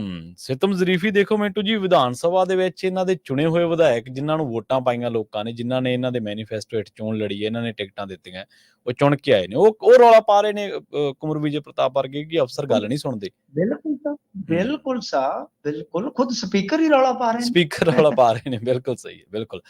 ਮਿੰਟੂ ਜੀ, ਪੀਯੂ ਦੀ ਵੋਟਾਂ ਦੀ ਗੱਲ ਕਰੀਏ, ਜਿਹੜੀ ਤਾਜ਼ਾ ਹੁਣ ਖਬਰ ਆ ਰਹੀ ਹੈ ਉਹਦੇ ਵਿੱਚ ਦੱਸ ਰਿਹਾ ਕਿ ਆਜ਼ਾਦ ਉਮੀਦਵਾਰ ਜਿਹੜਾ ਅਨੁਰਾਗ ਦਲਾਲ ਆ ਉਹ ਜਿੱਤ ਗਿਆ ਜੀ। ਹਾਂਜੀ, ਇਹ ਵੀ ਇੱਕ ਕਹਿ ਲਓ ਕਿ ਵੱਖਰਾ ਜਿਹਾ ਮਾਹੌਲ ਬਣਦਾ ਪਿਆ ਵਿਦਿਆਰਥੀ ਰਾਜਨੀਤੀ ਦੇ ਵਿੱਚ ਵੀ, ਹੈ ਨਾ, ਕਿ ਪਹਿਲੀ ਗੱਲ ਤੇ ਹੈ ਕਿ NSUI ਕਿੰਨੀ ਮਜ਼ਬੂਤ ਸੀਗੀ, ਉਹਦੀ ਤੇ ਛਾਲ ਲੱਗ ਗਈ, ਫਿਰ ਜੀ ਛਾਲ ਲੱਗ ਗਈ। ਦੂਜੀ ਗੱਲ ਇਹ ਹੈ ਕਿ ਆਮ ਆਦਮੀ ਪਾਰਟੀ ਦੇਖੋ ਕਿ ਉਹ ਇਹਨਾਂ ਦਾ ਵਿੰਗ, ਵਿਦਿਆਰਥੀ ਵਿੰਗ ਹੈ ਜਿਹੜਾ, ਉਹ ਚੜ੍ਹਤ ਚ ਆਇਆ, ਇਹਦੇ ਚ ਕੋਈ ਸ਼ੱਕ ਨਹੀਂ, ਕਿਉਂਕਿ ਮੁੱਖ ਮੁਕਾਬਲਾ ਸੀ। ਤਾਂ ਆਜ਼ਾਦ ਹੁਣ ਇਹੀ ਹੈ ਕਿ ਆਜ਼ਾਦ ਫੇਰ ਦੁਬਾਰਾ ਤੋਂ ਅੱਗੇ ਕੋਈ ਦੌਰ ਸੀ ਜਦੋਂ ਆਜ਼ਾਦ ਜਿੱਤਦੇ ਹੁੰਦੇ ਸਨ, ਕੋਈ ਐਸਾ ਦੌਰ ਸੀ ਲੰਬੀ ਤੋਂ ਵੀ ਕਾਮਰੇਡ ਜਿੱਤਦੇ ਰਹੇ, ਯਾਨੀ ਇਸ ਤਰ੍ਹਾਂ ਮਤਲਬ ਕਿ ਚੇਂਜ ਆ ਰਿਹਾ। ਤਾਂ ਬਾਈ ਜਸ਼ਨ ਦੀਆਂ ਤਸਵੀਰਾਂ ਮੈਂ ਵੀ ਦੇਖ ਰਿਹਾ, ਤੁਸੀਂ ਦੱਸ ਹੀ ਦਿੱਤਾ ਕਿ ਆਜ਼ਾਦ ਉਮੀਦਵਾਰ ਅਨੁਰਾਗ ਦਲਾਲ ਜਿਹੜੇ ਆ ਉਹ ਜਿੱਤ ਗਏ। ਸੋ ਪੀਯੂ ਨੂੰ ਪ੍ਰਧਾਨ ਮਿਲ ਗਿਆ, ਤੇ ਪੂਰਾ ਇਸ ਵੇਲੇ ਕਹਿ ਲਓ ਕਿ ਪੂਰਾ ਜੋਸ਼ੋ ਖਰੋਸ਼ ਦੇ ਨਾਲ ਜੋ ਉਹਨਾਂ ਦੇ ਸਮਰਥਕ ਆ, ਹਾਰ ਵਗੈਰਾ ਪਾ ਕੇ ਤੇ ਕਰ ਰਹੇ ਆ ਇਸਤਕਬਾਲ ਕਿ ਜੀ ਆਇਆਂ ਨੂੰ, ਜੀ ਆਇਆਂ ਨੂੰ। ਸੋ ਅੱਜ ਦੀ ਜਿਹੜੀ ਇਹ ਗਿਣਤੀ ਆ ਵੋਟਾਂ ਦੀ, ਇਹ ਬਿਨਾਂ ਕਿਸੇ ਕੋਈ ਵਾਦ ਵਿਵਾਦ ਤੋਂ ਜਾਂ ਵਧੇਰੇ ਕੋਈ ਜ਼ੋਰ ਸ਼ੋਰ ਤੋਂ ਇਹ ਸੰਪੂਰਨ ਤੌਰ ਤੇ ਨੇਪਰੇ ਚੜੀ ਆ। ਤਾਂ ਪੀਯੂ ਸਟੂਡੈਂਟ ਯੂਨੀਅਨ ਦੇ ਜਿਹੜੇ ਇਹ ਆਜ਼ਾਦ ਹੈਗੇ ਨੇ, ਇਹ ਲੱਗੇ ਆ ਇਹਨਾਂ ਨੂੰ, ਤਾਂ ਆਪਾਂ ਕਹਿ ਲਈਏ ਕਿ ਪੀਯੂ ਸਟੂਡੈਂਟ ਯੂਨੀਅਨ ਜਿਹੜੀ ਆ ਉਹਨੂੰ ਪ੍ਰਧਾਨ ਮਿਲ ਗਿਆ ਤੇ ਉਹ ਆਜ਼ਾਦ ਮਿਲਿਆ। ਹਾਂਜੀ, ਪਰ ਤੁਸੀਂ ਦੇਖੋ, ਜਿਵੇਂ ਤੁਸੀਂ NSUI ਦਾ ਜ਼ਿਕਰ ਕੀਤਾ ਮਿੰਟੂ ਜੀ, ਕਿਸੇ ਟਾਈਮ ਸੋਪੂ ਪੂਸੂ ਹੋ ਰਿਹਾ ਦਾ ਇਹਨਾਂ ਦਾ ਦਬਦਬਾ ਰਿਹਾ, ਫਿਰ ਥੋੜਾ ਦੌਰ SOI ਦਾ ਆਇਆ, ਫਿਰ ਪਛੜ ਰਹੇ ਫਿਰ ABVP ਪ੍ਰਭਾਵੀ ਹਾਜ਼ਰੀ ਲਵਾਉਂਦੀ ਰਹੀ, ਤੇ ਲੰਘੇ ਇਲੈਕਸ਼ਨ ਦੇ ਵਿੱਚ ਆਪਾਂ ਦੇਖਿਆ ਸੀ ਮਿੰਟੂ ਜੀ, ਪੀਯੂ ਦੀਆਂ ਚੋਣਾਂ ਦੇ ਵਿੱਚ ਕੁਝ ਪੰਥਕ ਜਿਹੜੇ ਮਾਮਲਿਆਂ ਨੂੰ ਪਰਨਾਏ ਉਮੀਦਵਾਰ ਸੀ, ਉਹ ਵੀ ਪ੍ਰਭਾਵੀ ਹਾਜ਼ਰੀ ਲਵਾ ਕੇ ਗਏ ਆ। ਤੇ ਇਹੀ ਹੈ ਨਾ ਕਿ ਜਿਵੇਂ ਮੇਨ ਸਟ੍ਰੀਮ ਦੇ ਵਿੱਚ ਚੇਂਜ ਆ ਰਹੇ ਆ, ਵਿਦਿਆਰਥੀ ਰਾਜਨੀਤੀ ਚ ਵੀ ਆ ਰਹੇ ਆ, ਤੇ ਅਸੀਂ ਤੇ ਚਾਹੁੰਦੇ ਆ ਕਿ ਸਾਡੇ ਪੰਜਾਬ ਦੇ ਕਾਲਜਾਂ ਤੇ ਯੂਨੀਵਰਸਿਟੀਆਂ ਚ ਵੀ ਵਿਦਿਆਰਥੀ ਰਾਜਨੀਤੀ ਜਿਹੜੀ ਆ ਬਗੈਰ ਕਿਸੇ ਬਾਹਰੀ ਦਖਲ ਦੇ ਸ਼ੁਰੂ ਹੋਣੀ ਚਾਹੀਦੀ ਹੈ, ਤਾਂ ਕਿ ਸਾਨੂੰ ਵੀ ਇਸ ਤਰ੍ਹਾਂ ਦੇ ਜਿਹੜੇ ਲੀਡਰ ਆ, ਜਿਹੜੇ ਕਹਿ ਲਓ ਕਿ ਜੂਨੀਅਰ ਲੀਡਰ ਹੋਣਗੇ, ਜਿਹੜੇ ਗਾਂਹ ਜਾ ਕੇ ਸੀਨੀਅਰ ਹੋਣਗੇ, ਸਾਨੂੰ ਵੀ ਮਿਲਣੇ ਚਾਹੀਦੇ। ਹਾਂਜੀ, ਵੈਸੇ ਮੇਨ ਸਟ੍ਰੀਮ ਪੋਲਿਟਿਕਸ ਦੇ ਵਿੱਚ ਪੰਜਾਬ ਦੇ ਵਿੱਚ ਕਹਿ ਲਓ ਜਾਂ ਦੂਜੇ ਰਾਜਾਂ ਦੇ ਵਿੱਚ ਖੱਬੇ ਪੱਖੀ ਧਿਰਾਂ ਜੋ ਮਰਜ਼ੀ ਜਿੱਥੇ ਵੀ ਮਕਾਮ ਤੇ ਹੋਣ, ਜਿੱਥੇ ਵੀ ਹਾਸ਼ੀਏ ਤੇ ਹੋਣ, ਪਰ ਇੱਥੇ ਫਿਰ ਵੀ ਉਹਨਾਂ ਦੀ ਹਾਜ਼ਰੀ ਪ੍ਰਭਾਵੀ ਰਹਿੰਦੀ ਆ। ਉਹਨਾਂ ਤੋਂ ਪ੍ਰਭਾਵਿਤ ਇੱਕ ਕੁੜੀ ਕਨੂਪ੍ਰਿਆ, ਜਿਹੜੀ ਪਹਿਲੀ ਪ੍ਰੈਜ਼ੀਡੈਂਟ ਸੀਗੀ ਪੀਯੂ ਦੀ 2018 ਦੇ ਵਿੱਚ, ਉਹ ਬਣ ਗਈ ਸੀ ਉਹਨਾਂ ਦੀ ਹਮਾਇਤ ਦੇ ਨਾਲ। ਉਹੀ ਹੈ ਨਾ ਕਿ ਚੇਂਜ ਹੋ ਰਿਹਾ ਨਾ, ਚੇਂਜ ਹੋ ਰਿਹਾ, ਬਿਲਕੁਲ। ਇੱਕ ਵਾਰੀ ਉਹ ਆ ਗਏ, ਇੱਕ ਵਾਰੀ ਹਾਂਜੀ ਰਵਾਇਤੀ ਵੀ ਆ ਗਏ, ਖੱਬੇ ਪੱਖੀ ਵੀ ਆ ਗਏ, ਸੱਜੇ ਪੱਖੀ ਵੀ ਆ ਗਏ, ਸਾਰੇ ਆ ਗਏ। ਹਾਂਜੀ ਚੇਂਜ ਆ ਰਿਹਾ, ਤਾਂ ਹੁਣ ਆਜ਼ਾਦ ਆ ਗਿਆ। NSUI ਚੌਥੇ ਨੰਬਰ ਤੇ ਚਲੇ ਗਈ, ABVP ਤੀਜੇ ਤੇ ਆ ਗਈ। ਇਹੀ ਚੇਂਜ ਹੈ ਨਾ, ਇਹੀ ਵਿਦਿਆਰਥੀ ਰਾਜਨੀਤੀ ਦਾ ਇਹੀ ਫਾਇਦਾ ਬਿਲਕੁਲ। ਉਹ ਇੱਕ ਤੇ ਨਿਰਭਰ ਨਹੀਂ ਰਹੂਗੇ, ਉਹ ਬੰਦਾ ਦੇਖਣਗੇ ਕਿ ਕਿਹੜਾ ਬੰਦਾ ਸਾਡੀ ਅਗਵਾਈ ਕਰ ਸਕਦਾ। ਹਿਮਾਚਲ ਦੇ ਵੱਲ ਵਧੀਆ ਮਿੰਟੂ ਜੀ, ਉੱਥੇ ਮਸਜਿਦ ਨੂੰ ਲੈ ਕੇ ਤਣਾਅ ਦੇਖਿਆ ਗਿਆ ਜੀ। ਦੇਖੋ ਜੀ, ਇਹ ਪ੍ਰਵੀਨ ਜੀ ਜਿਹੜੀ ਗੱਲ ਆ ਕਿ ਪਹਾੜਾਂ ਤੇ ਵੀ ਵੇਖ ਲਓ, ਇਹਨਾਂ ਨੇ ਨਫ਼ਰਤ ਚਾੜ ਦਿੱਤੀ ਆ, ਉਹੋ ਜਿਹਾ ਹਿਸਾਬ ਕਿਤਾਬ ਬਿਲਕੁਲ ਸਹੀ। ਤਾਂ ਇਹ ਹੁਣ ਉੱਥੇ ਵਿਵਾਦ ਆ, ਲੋਕ ਸੜਕਾਂ ਤੇ ਉਤਰ ਆਏ ਆ ਕਿ ਇਸ ਮਸਜਿਦ ਨੂੰ ਢਾਇਆ ਜਾਣਾ ਚਾਹੀਦਾ। ਮਸਜਿਦ ਵਾਲੇ ਜਿਹੜੇ ਆ ਉਹ ਕਹਿੰਦੇ ਆ ਕਿ ਦੇਖੋ, ਇਹ 1947 ਦੇ ਵਿੱਚ ਬਣੀ ਹੋਈ ਪੁਰਾਣੀ ਮਸਜਿਦ ਆ, ਪਹਿਲਾਂ ਕੱਚੀ ਸੀ ਤੇ ਇਹ 2 ਮੰਜ਼ਿਲ ਸੀਗੀ, ਲੋਕ ਬਾਹਰ ਨਮਾਜ਼ ਪੜ੍ਹਦੇ ਸੀ, ਦਿੱਕਤ ਆਉਂਦੀ ਸੀ, ਤੇ ਹੁਣ ਚੰਦਾ ਇਕੱਠਾ ਕਰਕੇ ਦਾ ਨਿਰਮਾਣ ਜਿਹੜਾ ਸ਼ੁਰੂ ਕਰਵਾਇਆ ਗਿਆ। ਜ਼ਮੀਨ ਵਕਫ ਬੋਰਡ ਦੀ ਆ, ਤੇ ਜਿਹਦੇ ਤੇ 2 ਮੰਜ਼ਿਲਾਂ ਪਹਿਲਾਂ ਬਣੀਆਂ ਸੀ, 2 ਮੰਜ਼ਿਲਾਂ ਨੂੰ ਲੈ ਕੇ ਕੋਰਟ 'ਚ ਮੁਕੱਦਮਾ ਚੱਲ ਰਿਹਾ, ਵਕਫ ਬੋਰਡ ਇਹਦੀ ਲੜਾਈ ਲੜ ਰਿਹਾ, ਤੇ ਰਾਜ ਸਰਕਾਰ ਜਿਹੜੀ ਕਹਿ ਰਹੀ ਹੈ ਕਿ 2010 ਦੇ ਵਿੱਚ ਇਹ ਜਿਹੜਾ ਜੀ ਨਜਾਇਜ਼ ਨਿਰਮਾਣ ਸ਼ੁਰੂ ਹੋਇਆ। ਤੇ ਜਦੋਂ ਹੁਣ ਕੋਰਟ 'ਚ ਕੇਸ ਚੱਲਦਾ, ਤੁਸੀਂ ਆਪ ਦੇਖੋ ਕਿ ਕੋਰਟ ਨੇ ਨਿਰਣਾ ਕਰਨਾ ਨਾ ਕਿ ਜਾਇਜ਼ ਹੈ ਕਿ ਨਜਾਇਜ਼ ਹੈ। ਗੱਲ ਇਹ ਹੈ ਪ੍ਰਵੀਨ ਜੀ, ਕੋਈ ਬੰਦਾ, ਕੋਈ ਵਿਅਕਤੀ ਜਿਹੜਾ ਸੀਗਾ ਉਹ ਕੁੱਟ ਦਿੱਤਾ, ਘੱਟ ਗਿਣਤੀਆਂ ਦੇ ਨਾਲ ਸੰਬੰਧਿਤ ਜਾਂ ਮੁਸਲਮਾਨਾਂ ਦੇ ਨਾਲ ਸੰਬੰਧਿਤ ਉਹ ਬੰਦੇ ਸੀ ਜਿਨ੍ਹਾਂ ਨੇ ਕੁੱਟ ਦਿੱਤਾ ਬੰਦਾ। ਇੱਥੋਂ ਇਹ ਤੁਹਾਨੂੰ ਪਤਾ ਹੀ ਆ ਕਿ ਉਧਰੋਂ ਵੀ ਹਿੰਦੂ ਜਾਗ ਪਿਆ ਜੀ, ਤਾਂ ਉਹ ਸੜਕਾਂ ਤੇ ਆ ਗਏ। ਤਾਂ ਭਾਜਪਾ ਤੇ ਇਹਨਾਂ ਚੀਜ਼ਾਂ ਤੇ ਕਹਿ ਲਓ ਕਿ ਮਾੜੇ ਮਾੜੇ ਜਿਹੜੇ ਕਣ ਵੀ ਹੁੰਦੇ ਆ ਨਾ, ਉਹਨਾਂ ਨੂੰ ਵੀ ਭਰਪੂਰ ਬਣਾ ਦਿੰਦੀ ਹੈ, ਫਲ ਫੁੱਲ ਲਾ ਦਿੰਦੀ ਹੈ। ਸੋ ਇਹਨਾਂ ਨੇ ਹੁਣ ਇੱਥੇ ਮਾਮਲਾ ਚੱਕ ਦਿੱਤਾ। ਸੋ ਇਹ ਫਿਰਕੂ ਭਾਵਨਾ ਜਿਹੜੀ ਆ ਉਹ ਬਹੁਤ ਜ਼ਿਆਦਾ ਅੱਗੇ ਵੱਧ ਰਹੀ ਆ। ਮਾਮਲਾ ਇਹ ਆ ਕਿ ਜੇ ਨਜਾਇਜ਼ ਆ, ਕੋਰਟ ਤੇ ਛੱਡ ਦਿਓ ਜੀ ਜੀ, ਤੇ ਜਿਹੜੇ ਬੰਦੇ ਜਿਹੜੇ ਕੁੱਟਮਾਰ ਦੇ ਦੋਸ਼ੀ ਆ, ਜਿਨ੍ਹਾਂ ਨੇ ਕਿਸੇ ਹਿੰਦੂ ਵੀਰ ਨੂੰ ਕੁੱਟਿਆ, ਉਹਨਾਂ ਤੇ ਕੇਸ ਬਣਾਓ ਤੇ ਉਹਨਾਂ ਨੂੰ ਅੰਦਰ ਸੁੱਟੋ। ਜੀ ਜੀ, ਜੇ ਉੱਥੇ ਕੋਰਟ ਤੇ ਛੱਡ ਦਿਓਗੇ ਤੁਸੀਂ, ਇਹਨਾਂ ਨੂੰ ਸਜ਼ਾ ਮਿਲਣੀ ਚਾਹੀਦੀ, ਫਿਰ ਇਹ ਮਾਮਲਾ ਵੀ ਕੋਰਟ ਤੇ ਛੱਡ ਦਿਓ ਨਾ। ਬਿਲਕੁਲ ਜੀ। ਤੇ ਮਾਧਵੀਪੁਰੀ ਬੁੱਚ ਦੀ ਗੱਲ ਕਰੀਏ, ਜਿਹੜੀ ਸੇਬੀ ਵਾਲੀ ਬੀਬੀ ਆ, ਉਹਦੇ ਮੁਲਾਜ਼ਮ ਕਹਿ ਰਹੇ ਨੇ ਵੀ ਬੀਬੀ ਦਾ ਜਿਹੜਾ ਵਿਹਾਰ ਆ ਉਹ ਕੋਈ ਬਹੁਤਾ ਚੰਗਾ ਨਹੀਂਗਾ, ਗਲਤ ਢੰਗ ਦੇ ਨਾਲ ਪੇਸ਼ ਆਉਂਦੀ ਆ। ਉਹਨਾਂ ਨੇ ਸ਼ਿਕਾਇਤ ਕੀਤੀ ਆ, ਸ਼ਾਇਦ ਪ੍ਰੋਟੈਸਟ ਵੀ ਕੀਤਾ ਮਿੰਟੂ ਜੀ ਕੋਈ ਉਹਨਾਂ ਨੇ। ਨਹੀਂ ਦੇਖੋ, ਪ੍ਰੋਟੈਸਟ ਦਾ ਮੈਨੂੰ ਪਤਾ ਨਹੀਂ ਹੈ। ਚਿੱਠੀ ਜਿਹੜੀ ਆ ਲਿਖੀ ਗਈ ਹੈ, ਚਿੱਠੀ ਹੁਣ ਬਾਹਰ ਆਈ ਆ, ਚਿੱਠੀ ਬਾਹਰ ਆ ਗਈ ਆ, ਤਾਂ ਉਸ ਤੋਂ ਬਾਅਦ ਹੀ ਹਿੰਡਨਬਰਗ ਦੀ ਰਿਪੋਰਟ ਆਉਂਦੀ ਆ। ਇਹਦੀ ਜੇ ਤੁਸੀਂ ਟਾਈਮਲਾਈਨ ਚੈੱਕ ਕਰੋਗੇ ਤਾਂ ਹੁਣ ਸੁਭਾਸ਼ ਚੰਦਰਾ ਵੀ ਬੋਲ ਰਹੇ ਆ, ਜੀ ਟੀਵੀ ਵਾਲੇ, ਖਬਰਾਂ ਵੀ ਲੱਗ ਰਹੀਆਂ, ਅਧਿਕਾਰੀਆਂ ਨੇ ਵੀ ਚਿੱਠੀ ਲਿਖ ਦਿੱਤੀ ਆ, ਤੇ ਹਿੰਡਨਬਰਗ ਨੇ ਵੀ ਲਿਖਿਆ ਸੀਗਾ ਕਿ ਸਾਡੇ ਵਿਸਲ ਬਲੋਰ। ਹੁਣ ਤੁਸੀਂ ਸੋਚ ਹੀ ਸਕਦੇ ਹੋ ਕਿ ਵਿਸਲ ਬਲੋਰ ਕਿਹੜੇ ਆ। ਤਾਂ ਇਹਦਾ ਮਤਲਬ ਅਸੀਂ ਇੱਥੇ ਇਹ ਅੰਦਾਜ਼ਾ ਲਾਉਨੇ ਆ, ਕਿਉਂਕਿ ਥੋੜੀ ਜਾਣਕਾਰੀ ਆਪਾਂ ਰੱਖਦੇ ਇਹਨਾਂ ਚੀਜ਼ਾਂ ਬਾਰੇ। ਮੈਨੂੰ ਇਉਂ ਲੱਗਦਾ ਹੈ ਕਿ ਜੋ ਕਾਰਪੋਰੇਟ ਲੌਬੀ ਹੈ, ਜਿਨ੍ਹਾਂ ਨੂੰ ਲੱਗਦਾ ਹੈ ਕਿ ਇਹਨਾਂ ਨੇ ਦੋ ਹੀ ਲਾਲ ਕੱਚ ਚ ਲਏ ਆ, ਬਾਕੀਆਂ ਨੂੰ ਤੇ ਇਹ ਮਤੈਅ ਸਮਝਦੀ ਆ ਕਿ ਇਹਨਾਂ ਨੂੰ ਹੀ ਮਾਲ ਜਿਹੜਾ ਕਿਉਂ ਖਵਾਇਆ ਜਾ ਰਿਹਾ ਹੈ, ਤੇ ਜਿਹੜੀ ਬੀਬੀ ਬੁੱਚ ਆ ਉਹ ਕਿਉਂ ਇਹਨਾਂ ਦਾ ਟੂਲ ਬਣ ਕੇ ਕੰਮ ਕਰ ਰਹੀ ਆ। ਇਹਨੂੰ ਇੱਥੋਂ ਧੋ ਕੇ ਤੇ ਬਾਹਰ ਕਰੋ।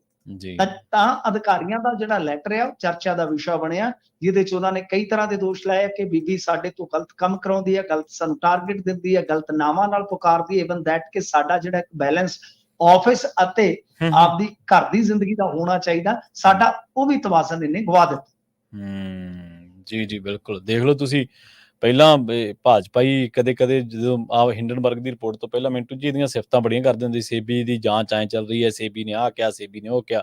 ਅੱਜ ਲੀਡ ਕਰਨ ਵਾਲੇ ਲੋਕਾਂ ਦੇ ਕੰਮਕਾਰ ਤਾਂ ਦੂਰ ਦੀ ਗੱਲ, ਉਹਨਾਂ ਦੇ ਜਿਹੜਾ ਜਿਸ ਤਰੀਕੇ ਨਾਲ ਉਹ ਪੇਸ਼ ਆਉਂਦੇ ਨੇ, ਕਿਰਦਾਰ ਦੀ ਗੱਲ ਤੇ ਉੱਥੇ ਉਹਦੇ ਵੀ ਸਵਾਲ ਖੜੇ ਹੋ ਰਹੇ ਜੀ ਜੀ। ਇਹ ਕਿਰਦਾਰ ਦੀ ਨਹੀਂ ਹੁੰਦੀ, ਇਹ ਪੇਸ਼ੇਵਰ ਪੇਸ਼ੇਵਰ ਪਹੁੰਚ, ਉਹਨੂੰ ਇੰਨੇ ਪੈਸੇ ਦਿੱਤੇ ਜਾ ਰਹੇ ਆ ਤਾਂ ਉਹ ਸਹੀ ਢੰਗ ਨਾਲ ਉਹਦਾ ਪ੍ਰੋਫੈਸ਼ਨਲਿਜ਼ਮ ਜੇ ਨਿਆਂ ਨਹੀਂ ਕਰ ਰਿਹਾ, ਤਾਂ ਮੇਰੇ ਖਿਆਲ ਦੇ ਨਾਲ ਉਹਨੂੰ ਇਸ ਆਧਾਰ ਤੇ ਹੀ ਰੁਖਸਤ ਕਰ ਦੇਣਾ ਚਾਹੀਦਾ। ਦੂਜੀਆਂ ਚਲੋ ਉਹ ਤੇ ਗੱਲਾਂ ਇਹਨਾਂ ਕੀ ਕਰਵਾਉਣੀਆਂ, ਕਿਉਂਕਿ ਉਹਦੇ ਚ ਤੇ ਸਾਰੇ ਫਸ ਜਾਣਗੇ। ਬਿਲਕੁਲ ਸਹੀ।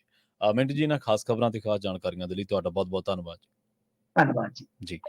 ਪ੍ਰੋਗਰਾਮ ਖਬਰ ਤੇ ਨਜ਼ਰ ਦੇ ਪਹਿਲੇ ਹਿੱਸੇ ਦੇ ਵਿੱਚ ਆਪਣੇ ਨਾਲ ਜੁੜੇ ਸਨ ਮਿੰਟੂ ਗੁਰਸਰੀਆ ਜੀ, ਜਿਨ੍ਹਾਂ ਦੇ ਨਾਲ ਆਪਾਂ ਕਈ ਅਹਿਮ ਖਬਰਾਂ ਨੂੰ ਲੈ ਕੇ ਚਰਚਾ ਕੀਤੀ ਹੈ। ਖਬਰਾਂ ਹਾਲੇ ਹੋਰ ਵੀ ਨੇ ਜਿਨ੍ਹਾਂ ਦੇ ਉੱਤੇ ਗੱਲਬਾਤ ਕਰਾਂਗੇ, ਚਰਚਾ ਕਰਾਂਗੇ। ਫਿਲਹਾਲ ਵੇਲਾ ਹੋ ਗਿਆ ਇੱਕ ਬ੍ਰੇਕ ਦੇ ਲਈ ਰੁਕਣ ਦਾ। ਜਲਦ ਵਾਪਸੀ ਇੱਕ ਸ਼ਾਰਟ ਬ੍ਰੇਕ ਤੋਂ ਬਾਅਦ। ਜੁੜੇ ਰਹੋ ਪੰਜਾਬੀ ਰੇਡੀਓ USA ਦੇ ਨਾਲ।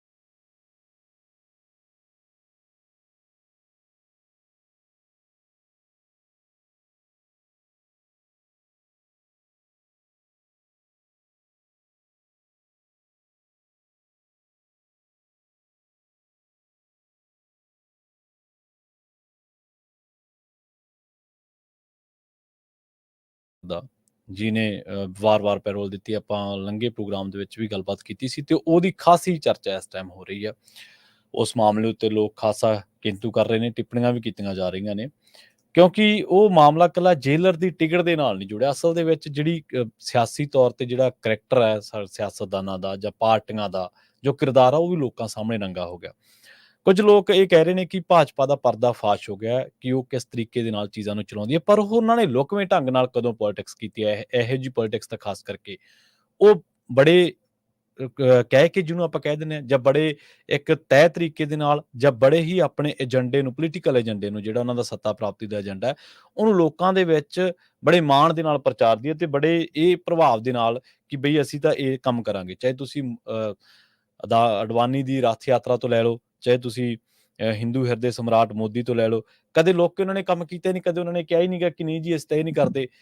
ਜਿਹੜੇ ਬੰਦੇ ਬਿਲਕਿਸ ਬਾਨੋ ਬਲਾਤਕਾਰ ਮਾਮਲੇ ਦੇ ਵਿੱਚ ਸਜ਼ਾ ਜ਼ਾਫਤਾ ਲੋਕਾਂ ਨੂੰ ਬਾਹਰ ਕਢਾ ਕੇ ਤੇ ਉਹਨਾਂ ਨੂੰ ਹਾਰ ਪਾ ਸਕਦੇ ਨੇ, ਜਿਹੜੇ ਬੰਦੇ ਮਣੀਪੁਰ ਤੇ ਕੁਝ ਨਹੀਂ ਬੋਲ ਸਕਦੇ, ਜਿਹੜੇ ਬੰਦੇ ਪੱਛਮੀ ਬੰਗਾਲ 'ਚ ਜਾ ਕੇ ਤਾਂ ਪ੍ਰੋਟੈਸਟ ਕਰਦੇ ਨੇ, ਕਿਉਂਕਿ ਉੱਥੇ ਉਹ ਜਿਹੜਾ ਆਰਜੀਕਰ ਮੈਡੀਕਲ ਕਾਲਜ ਵਾਲਾ ਜਿਹੜਾ ਉਹ ਬੀਬੀ ਦੇ ਨਾਲ ਬਹੁਤ ਮੰਦਭਾਗੀ ਘਟਨਾ ਵਾਪਰੀ, ਪਰ ਕਿਉਂਕਿ ਉਹ ਪੱਛਮੀ ਬੰਗਾਲ ਦੇ ਵਿੱਚ ਹੈ, ਉੱਥੇ ਮਮਤਾ ਬੈਨਰਜੀ ਦੀ ਸਰਕਾਰ ਹੈ, ਪਰ ਮਹਾਰਾਸ਼ਟਰ ਦੇ ਵਿੱਚ ਆ ਕੇ ਚੁੱਪ ਨੇ ਕਿਉਂਕਿ ਇੱਥੇ ਆਪਣੀ ਸਰਕਾਰ ਹੈ। ਮੱਧ ਪ੍ਰਦੇਸ਼ ਦੇ ਵਿੱਚ ਚੁੱਪ ਨੇ, ਰਾਜਸਥਾਨ ਦੇ ਵਿੱਚ ਚੁੱਪ ਨੇ। ਔਰ ਅਸੀਂ ਇਹ ਨਹੀਂ ਕਹਿੰਦੇ ਕਿ ਉਹ ਗਲਤ ਕਰ ਰਹੇ ਨੇ ਉੱਥੇ ਪੱਛਮੀ ਬੰਗਾਲ ਦੇ ਵਿੱਚ ਪ੍ਰੋਟੈਸਟ ਕਰਕੇ, ਉਹ ਚਲੋ ਚੰਗੀ ਗੱਲ ਹੈ ਕਿ ਕੋਈ ਤਾਂ ਪੀੜਤਾਂ ਦੇ ਹੱਕ ਦੇ ਵਿੱਚ ਆਵੇ, ਪਰ ਇੱਕ ਸਟੇਟ ਦੇ ਵਿੱਚ ਤੁਸੀਂ ਇੱਕ ਬਲਾਤਕਾਰ ਵਿਕਟਮ ਨੂੰ ਨਿਆਂ ਦੇਣ ਦੀ ਗੱਲ ਕਰਦੇ ਹੋ, ਦੂਜੀ ਸਟੇਟ ਦੇ ਵਿੱਚ ਕਿਉਂਕਿ ਤੁਹਾਡੀ ਆਪਣੀ ਸਰਕਾਰ ਹੈ ਉੱਥੇ ਮੂੰਹ 'ਚ ਘੁੰਗਣੀਆਂ ਪਾਈ ਬੈਠੇ ਹੋ। ਔਰ ਇਹ ਕੋਈ ਪਹਿਲਾ ਜਾਂ ਦੂਜਾ ਤੀਜਾ ਮਾਮਲਾ ਥੋੜ੍ਹਾ ਹੈ। ਇੱਕ ਪਿੱਛੇ ਜੇ ਆਪਾਂ ਬਨਾਰਸ ਹਿੰਦੂ ਯੂਨੀਵਰਸਿਟੀ ਦਾ ਮਾਮਲਾ ਦੇਖਿਆ ਸੀਗਾ, ਉੱਥੇ ਵੀ ਇੱਕ ਬੱਚੀ ਦੇ ਨਾਲ ਇਹ ਘਟਨਾ ਵਾਪਰੀ ਸੀਗੀ। ਉਹ ਜਿਹੜੇ ਜਿਨ੍ਹਾਂ ਤੇ ਦੋਸ਼ ਲੱਗਦਾ ਸੀ ਉਹਨਾਂ ਦੀਆਂ ਪ੍ਰਧਾਨ ਮੰਤਰੀ ਨਾਲ ਫੋਟੋਆਂ ਸੀਗੀਆਂ, ਔਰ ਆਸਾਰਾਮ ਵਰਗੇ ਲੋਕ ਜਿਹੜੇ ਸਜ਼ਾ ਜ਼ਾਫਤਾ ਨੇ ਇਹਨਾਂ ਮਾਮਲਿਆਂ ਦੇ ਵਿੱਚ, ਇਹੋ ਜਿਹੇ ਮਾਮਲਿਆਂ ਦੇ ਵਿੱਚ, ਉਹਨਾਂ ਨਾਲ ਫੋਟੋਆਂ ਨੇ। ਔਰ ਗੁਜਰਾਤ ਦਾ ਇੱਕ ਬਹੁਤ ਵੱਡਾ ਕਾਰੋਬਾਰੀ ਜਿਹਦੇ ਇੱਕ ਬਾਹਰਲੇ ਮੁਲਕ ਦੀ ਬੀਬੀ ਨੇ ਦੋਸ਼ ਲਾਏ ਸੀ, ਉਹ ਪ੍ਰਧਾਨ ਮੰਤਰੀ ਦੀਆਂ ਬੈਠਕਾਂ ਦੇ ਵਿੱਚ ਬਹਿੰਦਾ, ਕੋਈ ਅਫਸਰਸ਼ਾਹੀ ਜਾਂ ਕੋਈ ਸਿਕਿਉਰਿਟੀ ਉਹਨੂੰ ਰੋਕ ਨਹੀਂ ਸਕਦਾ, ਪ੍ਰਧਾਨ ਮੰਤਰੀ ਦਾ ਸਵਾਗਤ ਕਰਦਾ, ਸਮਾਗਮਾਂ ਤੇ ਖਰਚਾ ਕਰਦਾ, ਉਹਦੇ ਵਿਰੁੱਧ ਕੋਈ ਪੁਲਿਸ ਕਾਰਵਾਈ ਨਜ਼ਰ ਨਹੀਂ ਆਉਂਦੀ। ਮਣੀਪੁਰ ਦੇ ਵਿੱਚ ਜੋ ਹੋਇਆ ਉਹ ਤੁਹਾਡੇ ਸਾਰਿਆਂ ਦੇ ਸਾਹਮਣੇ ਹੈ। ਪਹਿਲਵਾਨ ਬੀਬੀਆਂ ਉਹ ਕੁਰਲਾ ਕੇ ਉੱਠ ਖੜੀਆਂ ਕਿ ਸਾਡੇ ਨਾਲ ਜਿਹੜਾ ਬ੍ਰਿਜ ਭੂਸ਼ਣ ਹੈ ਇਹਨੂੰ ਤੁਸੀਂ ਨੱਥ ਮਾਰੋ, ਇਹ ਬੰਦਾ ਬੱਚੀਆਂ ਦਾ ਮੋਰਾਲ ਡਾਊਨ ਕਰ ਰਿਹਾ, ਇਹਦੇ ਕਰਕੇ ਬੱਚੀਆਂ ਗਰਾਊਂਡ ਛੱਡ ਰਹੀਆਂ ਨੇ, ਖੇਡ ਛੱਡ ਰਹੀਆਂ ਨੇ। ਪਰ ਮਜਾਲ ਉੱਥੇ ਕੋਈ ਕਾਰਵਾਈ ਕੀਤੀ ਹੋਵੇ, ਉਹਨੂੰ ਟਿਕਟ ਨਹੀਂ ਦਿੱਤੀ, ਉਹਦੇ ਮੁੰਡੇ ਨੂੰ ਟਿਕਟ ਦਿੱਤੀ। ਪ੍ਰਭਾਵ ਕੀ ਹੈ ਕਿ ਸਾਡਾ ਇਹਨਾਂ ਬਿਨਾਂ ਸਰਦਾ ਨਹੀਂ। ਔਰ ਇਸ ਤੋਂ ਵੀ ਬਾਅਦ ਲਖੀਮਪੁਰ ਖੀਰੀ ਦਾ ਮਾਮਲਾ, 4 ਸਿੱਖ ਕਿਸਾਨਾਂ ਨੂੰ ਦਰੜ ਕੇ ਮਾਰਨ ਵਾਲਾ ਬੰਦਾ ਅਜੇ ਮਿਸ਼ਰਾ ਟੈਨੀ, ਉਹਦਾ ਮੁੰਡਾ ਆਸ਼ੀਸ਼ ਮਿਸ਼ਰਾ, ਔਰ ਲੋਕਾਂ ਨੇ ਕਿਹਾ ਕਿ ਇਹਨਾਂ ਨੇ ਸ਼ਰੇਆਮ ਵੀਡੀਓ ਬਣੀਆਂ, ਸਾਰਾ ਕੁਝ ਹੋਇਆ, ਪਰ ਨਹੀਂ, ਉਹ ਕੇਂਦਰੀ ਗ੍ਰਹਿ ਰਾਜ ਮੰਤਰੀ ਦੇ ਉਹਦੇ ਤੇ ਬਣਿਆ ਰਿਹਾ, ਬਰਕਰਾਰ ਰਿਹਾ ਉਹਦਾ। ਭਾਜਪਾ ਨੇ ਕੋਈ ਉਹਦੇ ਵਿਰੁੱਧ ਕਾਰਵਾਈ ਕੀਤੀ, ਕੋਈ ਉਹਦੇ ਖਿਲਾਫ ਕੋਈ ਕਿਸੇ ਦੀ ਸਟੇਟਮੈਂਟ ਦਿਖਾ ਦਿਓ। ਔਰ ਉਸ ਤੋਂ ਵੀ ਅੱਗੇ ਦੀ ਗੱਲ ਕਿ ਇਹਨਾਂ ਦੇ ਬੰਦੇ ਜਿਹੜੇ ਸ਼ਹੀਨ ਬਾਗ ਦੇ ਵਿੱਚ ਪ੍ਰੋਟੈਸਟ ਕਰ ਰਹੀਆਂ ਬੀਬੀਆਂ ਸੀ, ਜਾਂ ਸਾਡੀਆਂ ਮਾਵਾਂ ਭੈਣਾਂ ਜਿਹੜੀਆਂ ਕਿਸਾਨ ਅੰਦੋਲਨ ਦੇ ਵਿੱਚ, ਉਹਨਾਂ ਦੇ ਬਾਰੇ ਕੀ ਕੁਝ ਬੋਲਦੀਆਂ ਰਹੀਆਂ, ਉਹਨਾਂ ਦੇ ਬਾਰੇ ਕੀ ਕੁਛ ਇਹਨਾਂ ਦੇ ਆਈਟੀ ਸੈੱਲ ਕਰਦੇ ਰਹੇ, ਕਿਸੇ ਤੋਂ ਲੁਕਿਆ, ਕਿਸੇ ਤੋਂ ਅੱਜ ਤੱਕ ਕਿਸੇ ਦੇ ਵਿਰੁੱਧ ਕੋਈ ਕਾਰਵਾਈ ਜਾਂ ਕੋਈ ਹੋਰ ਸਜ਼ਾ ਕੋਈ ਹੋਈ ਹੋਵੇ। ਔਰ ਕੁਲਦੀਪ ਸੇਂਗਰ ਦਾ ਮਾਮਲਾ ਮੈਂ ਹਰ ਵਾਰੀ ਕੋਟ ਕਰਦਾ ਜਦੋਂ ਇਸ ਤਰ੍ਹਾਂ ਦੇ ਮਾਮਲੇ ਆਉਂਦੇ ਨੇ, ਕਿੰਨੇ ਮਾਮਲੇ ਨੇ। ਔਰ ਇਹ ਜਿਹੜਾ ਡੇਰਾ ਸਿਰਸਾ ਮੁਖੀ ਨੂੰ ਇਕੱਲਾ ਭਾਜਪਾ ਦੀ ਪੋਲਿਟਿਕਸ ਦੇ ਨਾਲ ਥੋੜਾ ਜੁੜਿਆ ਮੁੱਦਾ ਹੈ, ਔਰ ਸਾਨੂੰ ਲੱਗਦਾ ਕਿ ਸ਼ਾਇਦ ਇਹ ਚੀਜ਼ਾਂ ਛੋਟੀਆਂ ਨੇ। ਇਹ ਚੀਜ਼ਾਂ ਛੋਟੀਆਂ ਨਹੀਂ ਗੀਆਂ, ਇਹ ਮਾਮਲੇ ਛੋਟੇ ਨਹੀਂ ਗੇ। ਇਹ ਕਿਸੇ ਵਿਅਕਤੀ ਵਿਸ਼ੇਸ਼ ਨੂੰ ਫੈਸਿਲਿਟੇਟ ਕਰਨ ਦਾ ਮਾਮਲਾ ਤੱਕ ਨਹੀਂ ਹੈ।